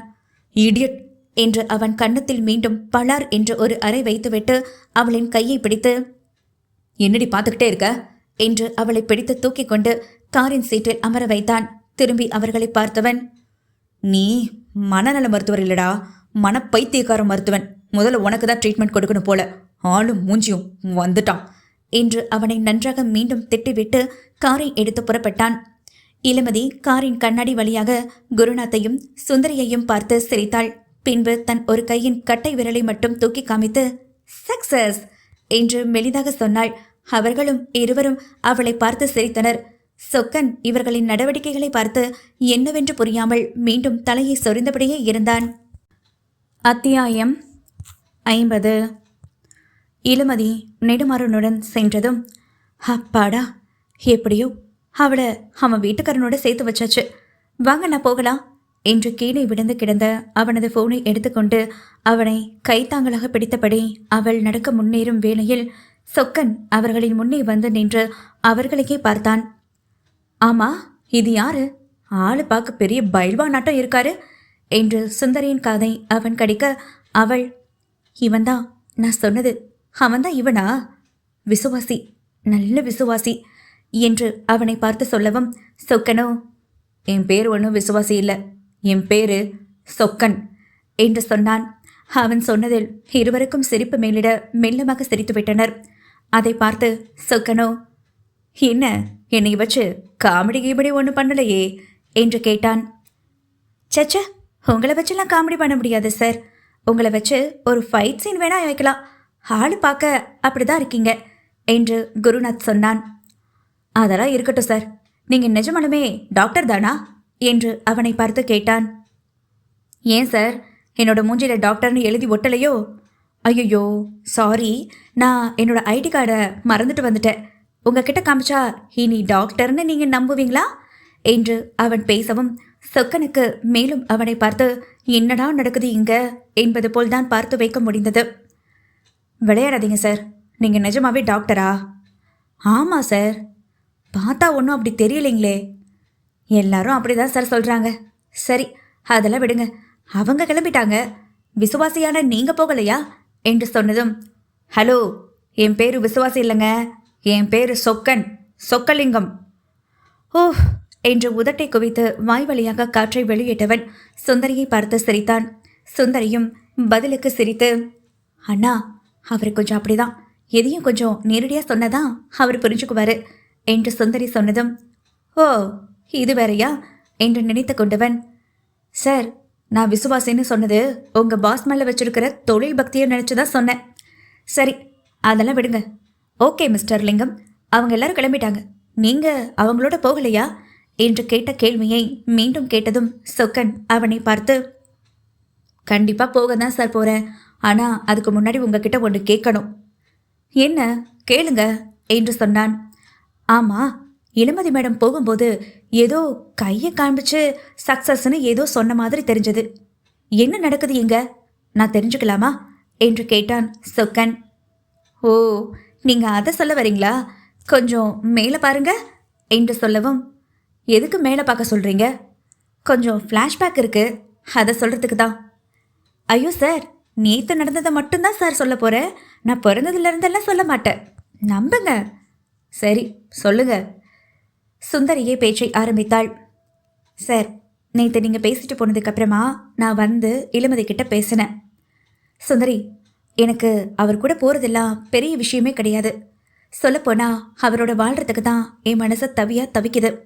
அப்படி இருக்கும்போது அவர் கூப்பிடும்போது நான் போகாமல் இருப்பேனா? கண்டிப்பாக போவேன். ஆனால் அவர் வந்து கூப்பிடணுமே, அப்போ தான் நான் போக முடியும். ஏய், அவரும் தாண்டி வராரு என்று சொன்னாள் சுந்தரி. அப்படியா?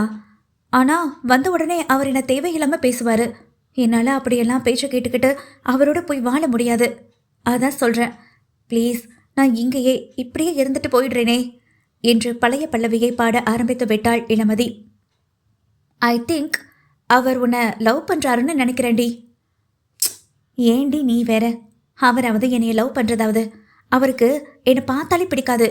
அவர் வர்றாருன்னு நீ சொன்னா கண்டிப்பாக எதுக்காக வருவார் தெரியுமா?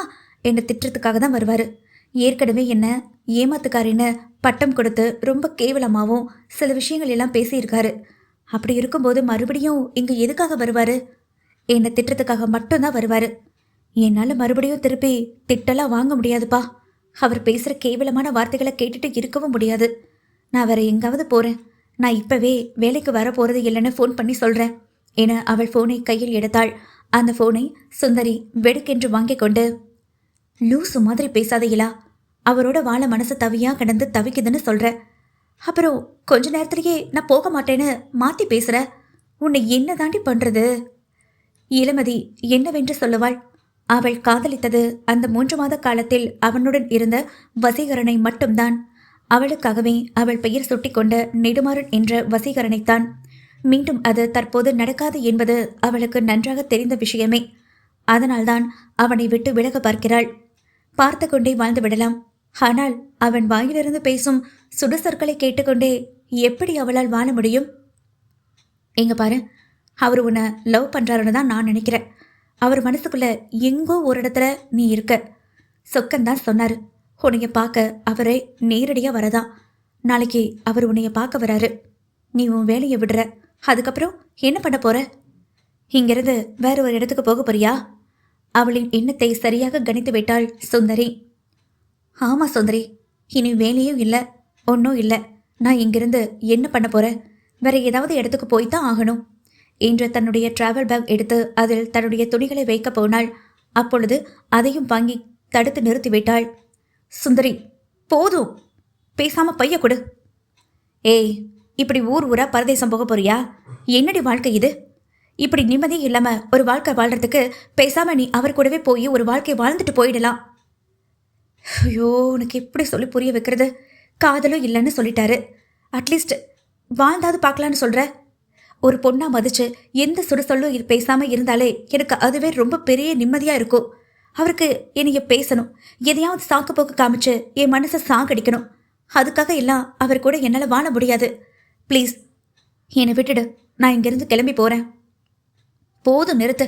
சும்மா ஊர் ஊரை போயிட்டுருக்கிறது வேலையாக வச்சுக்காத. இங்கே பாரு, எந்த ஒரு பிரச்சனையும் தைரியமாக ஃபேஸ் பண்ண பழகு. எத்தனையோ ஃபேஸ் பண்ண தெரிஞ்ச உன்னால ஏன் இந்த ஒரு பிரச்சனையை மட்டும் ஃபேஸ் பண்ண முடியவே இல்லையா? என்ன பயமா இருக்கா?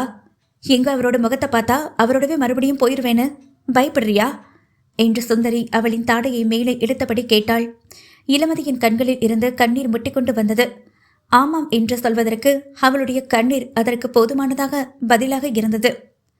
சுந்தரி ஒரு பெரும் நெடுமூச்சை இழுத்துவிட்டு கைகளை கட்டிக்கொண்டு அவளையே பார்த்திருந்தாள். ஏன் இந்த அழுக? இந்த அழுகைக்கான காரணம் தெரிஞ்சுக்கலாமா? தெரிஞ்சுக்கிட்டு என்னடி பண்ண போற? போ என்று விரக்தியாக பேசியவள் மீண்டும் அவளின் கையில் வைத்திருந்த டிராவல் பேக்கை வாங்க அவள் வேண்டாம், கொடுக்க மாட்டேன் என்று அவள் மறுக்க, என்னதான் பிரச்சனை சுந்தரி உனக்கு? நானே ஏற்கனவே பல விஷயங்களை குழம்பி தவிச்சு போய் கிடக்க. நீ வேற என்னை பாடப்படுத்தாத. அவர் என்னால் பார்க்க முடியாது.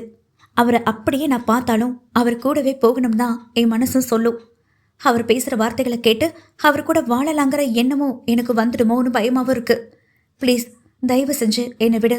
இதுக்கு மேலேயும் நீ என்னை நோக்கடிக்காத என்று சொன்னதும் சுந்தரி அவளின் கைகளை இறுக்கமாக பிடித்து கொண்டாள். இங்க பாருடி, என் மனசுக்கு பிடிக்காத ஒருத்தரை இன்னும் 1 மாசத்துல கல்யாணம் பண்ணி வைக்க போறாங்க. நான் அந்த வாழ்க்கைக்கு இனி தயாராகணும்னு என்னை எங்க அம்மா ரொம்ப கட்டாயப்படுத்துறாங்க. எனக்கு அது சுத்தமாவே பிடிக்கவே இல்லை. எவ்வளவு மறுத்து பார்த்தேன். ஆனா குடும்ப கௌரவம், பணம், சொத்து, காசு இப்படி எல்லாத்தையும் காரணமா காமிக்கிறாங்க. ஆனா உனக்கு அப்படி எதுவுமே கிடையாது. சொல்றேன்னு தப்பா எடுத்துக்காத. உனக்கு அம்மா அப்பா யாரும் கிடையாது. அதனால உனக்கு எல்லாமே இருக்கிறது அவர் மட்டும்தான். தயவு செஞ்சு அவர்கிட்ட போயிடு. அவர் உன்னை கண்டிப்பா நல்லா பார்த்துக்குவாரு. எனக்கு அந்த நம்பிக்கை இருக்கு. ஏன்னா உன்னுடைய காதல் ஒரு நாளும் பொய்யாகாது. என்னைக்காவது ஒரு நாள் அந்த காதல் அவர் மனசுக்கும் வரும். அந்த மனசுக்குள்ள காதல் வரும்போது கண்டிப்பா நீங்க 2 பேரும் சேர்ந்து வருவீங்க. எனக்கு அந்த நம்பிக்கை இருக்கு. அவரோட போறதுக்கு உண்டான வழி என்னவோ அதை மட்டும் பாருடி. எனக்காக இது கூட நீ பண்ணவே மாட்டியா என்று சுந்தரியின் கண்களும் கலங்கிவிட்டது. எனக்காக கனிகாவை தவிர மேற்கொண்டு ஒரு ஜீவன் நம் வாழ்க்கை நன்றாக இருக்க வேண்டும் என்று நினைக்கும் இவளும் இதில் அடக்கம். தோழி சொன்ன வார்த்தையை மீறி அவளால் செயல்பட முடியவில்லை. சரி என ஒப்புக்கொண்டாள். எல்லாம் சரிடி, ஆனா அவர் என்னை கூட்டிட்டு போவாரா? கண்டிப்பா மாட்டாரே. ஏன் அப்படி சொல்ற? அவருக்கு என் மேல துளியும் காதலே இல்லை. அப்படி இருக்கும்போது அவர் எப்படி என்னைய கூட்டிட்டு போவாருன்னு நீ நினைக்கிற? இது என்னடி பெரிய விஷயமா? அவர் உன்னை காதலிக்கிறாரு. Wait and watch. என்ன பண்ண போறேன்னு சொல்லிட்டு பண்ணுடி. உன்கிட்ட சொல்லாம நான் பண்ண முடியாது. கண்டிப்பா சொல்றேன். என அவளுக்கு குருநாத் என்ற அண்ணன் இருப்பது இளமதிக்கு நன்றாகவே தெரியும். குருநாத் இளமதியை ஒரு தலையாக காதலிப்பது நெடுமாறனுக்கு தெரியப்படுத்தி அவளின் கோபத்தை தூண்டலாம். அவன் கோபம் கொண்டான் என்றால் கண்டிப்பாக உன்னை காதலிக்கிறான் என்பது அர்த்தம். அதுவே உன்னை இங்கிருந்து அவர் அழைத்து சென்று விடுவார் என்று சுந்தரி தன்னுடைய திட்டங்கள் ஒவ்வொன்றையும் சொன்னாள். ஏய் என்னடி, நீ ஏதோ சினிமாவில் வர மாதிரி எல்லாம் பேசிட்டு இருக்க. இதெல்லாம் சரியா வருமா? அடியே, நம்மளோட லைஃப்பை தாண்டி சினிமாவில் தூக்கி போட்டுக்கிட்டு இருக்காங்க. நீ என்னமோ பெரிய எவ்வளோட்ட சொல்லிக்கிட்டு இருக்க. விடு, நான் சொன்னதுதான் பிளானு. அந்த பிளானை எக்ஸிக்யூட் பண்ணுறோம். நாளைக்கு தட்டுறோம், தூக்குறோம். ஓகே என்று அவர் சொல்ல அவளும் சரி என்று ஒப்புக்கொண்டாள். அதன் காரணமாகவே இளமதி காரில் ஏறி சென்ற பின்பு அவர்களுக்கு பார்த்து புன்னகையுடன் சக்சஸ் என்று சொல்லி அவர்களுக்கு பை சொல்லிவிட்டு கிளம்பிவிட்டாள். ரொம்ப தேங்க்ஸ் மேடம் என்று சொன்னான் சொக்கன். தேங்க்ஸா? எதுக்கு தேங்க்ஸ் எல்லாம் சொல்றீங்க? ஆமாங்க, நீங்க மட்டும் இல்லைனா கண்டிப்பா அவர் இன்னைக்கு இளமதி மேடத்தை அழைச்சிட்டு போயிருப்பாரா அப்படிங்கிறதே சந்தேகம் தானே. ஏன்னா ஏற்கனவே அவங்க வீட்டை விட்டு வெளியே போனதுக்கப்புறம் இளமதி மேடம் போயிட்டாங்கன்னு சொன்னதுக்கு போயிட்டு போறான்னு சொல்லிட்டாரு. நேற்று ஃபோனில் பேசினதுக்கு அப்புறமா அப்படித்தான் நடந்துக்கிட்டாரு. நான் கண்டிப்பாக நினச்சேன் அவர் அழைச்சிட்டு போக மாட்டாரு, ஏதாவது அவங்கள நோகடிக்க போவாருன்னு. ஆனால் நீங்கள் இப்படி ஒரு பிளானை போட்டு அவங்கள இங்கிருந்து கூட்டிகிட்டு போகிற அளவுக்கு பண்ணிட்டீங்க. ரொம்ப தேங்க்ஸுங்க. ஓ, இதுக்கா நீங்கள் தேங்க்ஸ் சொல்கிறீங்க? பரவாயில்ல விடுங்க சார். இதுக்கெல்லாம் தேங்க்ஸ் சொல்லிட்டு என்னோட ஃப்ரெண்டோட லைஃப்பை நல்லா இருக்கணும். அவள் சின்ன வயசுலேருந்தே ரொம்ப கஷ்டப்பட்டுட்டா. இதுக்கு மேலேயும் அவள் கஷ்டப்படுறத என்னால் பார்த்துக்கிட்டு இருக்க முடியாது. அவளை எப்படியாவது நல்லா பார்த்துக்கோங்க. நீங்கள் தான் இனி அங்கே இருக்க போகிறீங்க. எதுனாலும் எனக்கு ஃபோன் பண்ணி சொல்லுங்க என்று சொன்னாள். மேடம், என்னோட ஃபோன் நம்பர் மட்டும்தான் நீங்கள் வாங்கியிருக்கீங்க. உங்களோட ஃபோன் நம்பரை இன்னும் எனக்கு நீங்கள் கொடுக்கவே இல்லையே என்று சொக்கன் சொன்னான். எனக்கு தோணும்போது கண்டிப்பாக உங்களுக்கு ஃபோன் பண்ணி பேசுகிறேன் சார். என்னோடய ஃபோன் நம்பரெல்லாம் கொடுக்க வேணாம் ப்ளீஸ் என்று அவள் கேட்க சரி என்று அவனும் ஒத்துக்கொண்டான். ஆனால் அவங்க ஃபோன் பண்ணும்போது அந்த நம்பர் வருமே. இல்லை, அப்படி தான் நான் அப்போதைக்கே நம்ம ஃபோன் பண்ணும்போது வேற ஏதோ ஆம்பளை குரல்லாம் கேட்டுச்சு. அப்போ உண்மையாகவே இவங்க ஃபோன் நம்பரை கொடுக்கவே இல்லை. இன்னி வரைக்கும் கொடுக்காமலே ஏமாற்றிக்கிட்டே இருக்காங்க நினைத்து கொண்டான் சொக்கன். சுந்தரி போலாமா என்று சுந்தரியை பார்த்து கேட்டான் குருநாத். போலானா? அவனை அழைத்து கொண்டு சொக்கனுக்கும் போய் வருகிறேன் என்று தலையசைத்துவிட்டு சென்று விட்டாள். கார் படு வேகமாக போய்கொண்டிருந்தது. அவனின் வேகத்தை வைத்து அவள் புரிந்து கொண்டாள் இன்னும் அவர் கோபமாகத்தான் இருக்கிறார் என்று. ஆனால் அவனின் எண்ணமோ வேறாக இருந்தது. வெளியே வேடிக்கை பார்ப்பது போல அவனை ஓரை கண்ணால் பார்த்து கொண்டிருந்தாள் இளமதி. அவனும் வண்டியை ஒரு கண்ணாலும் இன்னொரு கண்ணை அவளுக்கும் கொடுத்திருந்தான். எதுக்காக வீட்டை விட்டு போன? நீங்க தானே அந்த வீட்டில் இருக்கக்கூடாதுன்னு சொன்னீங்க, அதனால தான் போனேன். நான் போன்னு சொன்னா நீ உடனே போயிடுவியா? உன்னை நம்பி விதுரன் இருக்கான்னு கொஞ்சமாவது நினைச்சு பார்த்தியா? ஏன் நினைச்சு பார்க்காம? நீங்க இருக்கீங்களே, அந்த தைரியத்தில் தான் நான் கிளம்பி போயிட்டேன். உனக்கு அவ்வளவு திமிராடி என்கிட்டே எவ்வளவு நாடகம் ஆடி இருக்க. நான் என்ன உங்ககிட்ட நாடகம் ஆடினேன்? என்னை காதலிக்கிறேன்னு நாடகம் ஆடனல்ல, அதை சொன்னேன். நான் உங்களை காதலிக்கிறேன்னு நாடகம்லாம் ஆடலையே. அப்போ எதுக்காக சௌந்தர்யா உன்கிட்ட என்னைய காதலிக்கிற மாதிரி நடிச்சு ஏமாத்த சொன்னாங்க? நீயும் அதுக்காக தானே வந்த? ஐயோ, இந்த கேள்விக்கு நான் எப்படி பதில் சொல்றது? உண்மையும் அதானே. ஆனா அவரை நான் உண்மையாக தானே காதலிச்சேன் என்று கைகளை பிசைந்தபடியே அவனை பார்த்து கொண்டிருந்தாள். சொல்லுடி, என்னை ஏமாத்துறதுக்காக தானே என் வாழ்க்கைக்குள்ள வந்த? சொல்லு. அது அது அது என்று அவள் திக்கி திணறிக் கொண்டிருக்க, எதுவும் பேசாத, எனக்கு எல்லாமே தெரியும். நீ எதுக்காக என் வாழ்க்கைக்குள்ள வந்த அப்படிங்கிற விஷயம் முதற்கொண்டு எனக்கு எல்லாமே தெரியும். அன்னைக்கு என்கிட்ட சொல்லியிருக்கலாம்ல, நான் உன்கிட்ட வேலைக்கு செய்ய வரல, சௌந்தர்யான்றவங்க எனக்கு இப்படியெல்லாம் டார்ச்சர் கொடுக்குறாங்க, அதனால தான் உங்களை நான் பார்க்க வந்தேன்னு சொல்லியிருக்கலாம்ல. அவ சொன்னதும் நீ எல்லாத்தையும் உண்மைன்னு நம்பியிருப்பியா? நீ தானே அன்னி புராணத்திலேயே இருந்துட்டியே. நான் வளர்ந்த ஆசிரமத்தில் இருக்கிற குழந்தைகளை அவங்க கஸ்டடியில் எடுத்துக்கிட்டாங்க.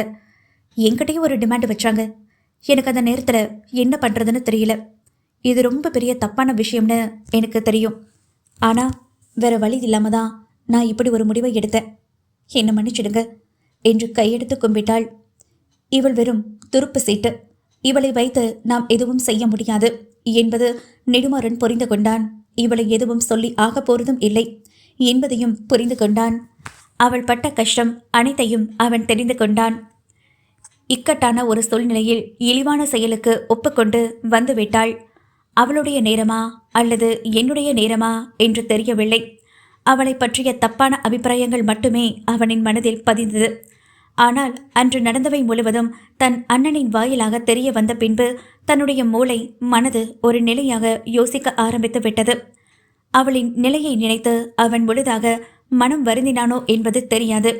ஆனால் தன்னால் அந்த பெண்ணுக்கு துன்பம் நேர்ந்திருக்கிறது என்பதை மட்டும் அவன் புரிந்து கொண்டான். பழையவை அனைத்தும் அவனின் மனதில் இருந்தாலும் அவளை ஏமாற்றுவதற்காக மட்டுமே நான் காதல் செய்தேன். அப்படி இருக்கும் பொழுது இது உண்மையான காதலும் அல்ல. அவளின் மேல் எனக்கு வந்தது காதல் இல்லை, வெறும் காமம் மட்டும்தான் என்பதை புரிந்து கொண்டான். ஆம், அவளை பார்க்கும் ஒவ்வொரு நிமிடமும் அவளின் கண்களை பார்த்து அவன் பேச முடியாமல் போனது.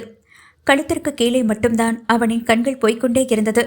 அவள் அவனுடைய வீட்டிற்கு வந்த நாள் முதலிலிருந்தே அவள் பால் அவன் முழுதாக ஈர்க்கப்பட்டு கொண்டே இருந்தான். சொக்கனின் மூலமாக அவள் வீட்டை விட்டு வெளியே போய்விட்டாள் என்பது தெரிந்தும் அவன் கொண்ட ஆத்திரமும் அவன் கொண்ட கோபத்திற்கும் அளவே கிடையாது. அது எப்படி அவள் என்னிடம் சொல்லாமல் கொள்ளாமல் போவாள் என்கின்ற ஆதங்கமும் அவள் இல்லாமல் நான் என்ன செய்ய போகிறேன் என்ற வெளிப்பாடும் தான் அது. காமத்தின் பால் மட்டும் அவள் உன்னை ஈர்க்கவில்லை, அவள் கொண்ட காதலின் பால் கூட உன்னை ஈர்த்திருக்கலாம். அதை புரிந்து கொள்ளாத அளவுக்கு நீ இருக்கிறாய். புரியும் நேரம் வரும்போது அவள் உன்னை ஏற்றுக்கொள்வாளா? காமமும் காதலில் அடுத்தபடிதான். அவள் மேல் கொண்ட காதல்தான் உனக்கு காமமாக வெளிப்பட்டிருக்கிறது. சொன்னால் புரிந்து கொள்வானா மாறன்? புரியும் மனநிலையில் அவன் இல்லை. முடிவெடுத்து விட்டான். என்ன முடிவு கேட்குறீங்களா? பார்க்கலாம் வாங்க. அவள் எங்கு தங்கி இருந்தாலோ, அவள் எங்கு வளர்ந்தாலோ அந்த ஆசிரமத்திற்கு கொண்டு வந்து காரை நிறுத்தினான் நெடுமாறன். இங்க எதுக்காக காரை கொண்டு வந்து நிறுத்தியிருக்காரு என்று புரியாமல் அவள் பார்க்க, காரின் பக்கமாக வந்தவன் கதவை திறந்துவிட்டு வெளியே வரும்படி கண்ணசைவினாள். அவளுக்கு செய்கை காமிக்க அவளும் என்னவென்று புரியாமல் வெளியே வந்து இறங்கினாள். தெரிஞ்சோ தெரியாமலோ உன்னோட லைஃப்ல நான் வந்துட்டேன். நான் முழுக்க முழுக்க உன்னை ஏமாத்துறதுக்காக தான் உன் கழுத்துல தாலியை கட்டினேன். உன்னை காதலிக்கிறது போல நடிச்சேன். இப்போ சொல்கிறேன், இந்த நிமிஷம் சொல்கிறேன், என் மனசில் சத்தியமாக நீ இல்லவே இல்லை. நான் உன்னை காதலிக்கவே இல்லை. ஆரம்பத்தில் நீ என்னோட அண்ணனோட மனைவியாக தான் தெரிஞ்ச. உண்மையிலே ஒரு விதமான ஈர்ப்பு இருந்தது. ஆனால் அது எந்த மாதிரியான ஈர்ப்புன்னு நான் ஃப்ராங்காக சொல்லணும்னா, உன் உடம்பு மேலே எனக்கு ஒரு ஆசை. எப்படியாவது உன்னை அடையணும்னு நான் நினச்சேன். தப்புன்னு நல்லாவே தெரியும். தெரிஞ்சேதான் அந்த தப்பை பண்ண முடிவெடுத்தேன். என் அண்ணன் மனைவியா உன்னை நான் நினச்சதுனால உன்னை அடைய முடியாமல் ரொம்ப பெரிய பாடுபட்டேன். அதுக்கப்புறம் தான் உன்னை கல்யாணம் பண்ணிக்கலான்னு முடிவே எடுத்தேன். அதுக்குள்ளே நீ ஏதோ ஒன்று சொல்லி அதுக்கப்புறம் எல்லாமே தவறாகவே போய் முடிஞ்சிருச்சு. ஏதோ ஒரு விதத்தில் உன்னோட லைஃபுக்குள்ளே நானும் வந்திருக்கேன். உன்னை ஹர்ட் பண்ணவும் செஞ்சுருக்கேன். எல்லாத்துக்கும் நான் சாரின்ற ஒரே வார்த்தையில் சொல்லிட்டு போக முடியாது. சாரி சொன்னாலும் அதை நிவர்த்தி ஆகுமா அப்படிங்கிறது எனக்கு சத்தியமாக தெரியல. ஸோ நான் உனக்கு ஒரு ஃபேவர் பண்ணலாம்னு இருக்கேன். நான் உன்னை காதலிக்கவே இல்லை என்று அவன் சொன்னதும் அவள் அப்பொழுதே அடுத்தடுத்ததாக பேசிய வார்த்தைகள் ஒன்றுமே அவளின் காதுகளுக்கு விழவே இல்லை. இளமதிக்கு உள்ளுக்குள் நொறுங்கி போயிருந்தாள். எதையும் அறியாத நெடுமாறன் மேற்கொண்டு பேசலானான். என்னன்னு கேட்க மாட்டியா என்று அவளை பார்த்து சொடுக்க போட்டபடி கேட்டான். என்ன? வார்த்தையே வெளியே வராமல் வந்தது அவளுக்கு. குட். நான் இன்னும் கொஞ்ச நாளில் யூஎஸ் போயிடுவேன். புது பிஸ்னஸ் ஸ்டார்ட் பண்ண போகிறேன். இனி இந்தியாவுக்கு வரப்போகிறது கிடையாது. ஸோ இதுக்கு மேலே உன்னை நான் பார்க்க போகிறதும் கிடையாதுல்ல. அதனால தான். ஒரு நிமிஷம் என்று காருக்குள் சென்றவன் ஒரு பையை எடுத்து வந்தான். அந்த பையை திறந்து காமிக்க அதில் அனைத்தும் பணக்கட்டுகளாக இருந்தது. அவள் புரியாமல் அதை பார்த்து பணத்தையும் அவனையும் மாறி மாறி பார்த்தாள்.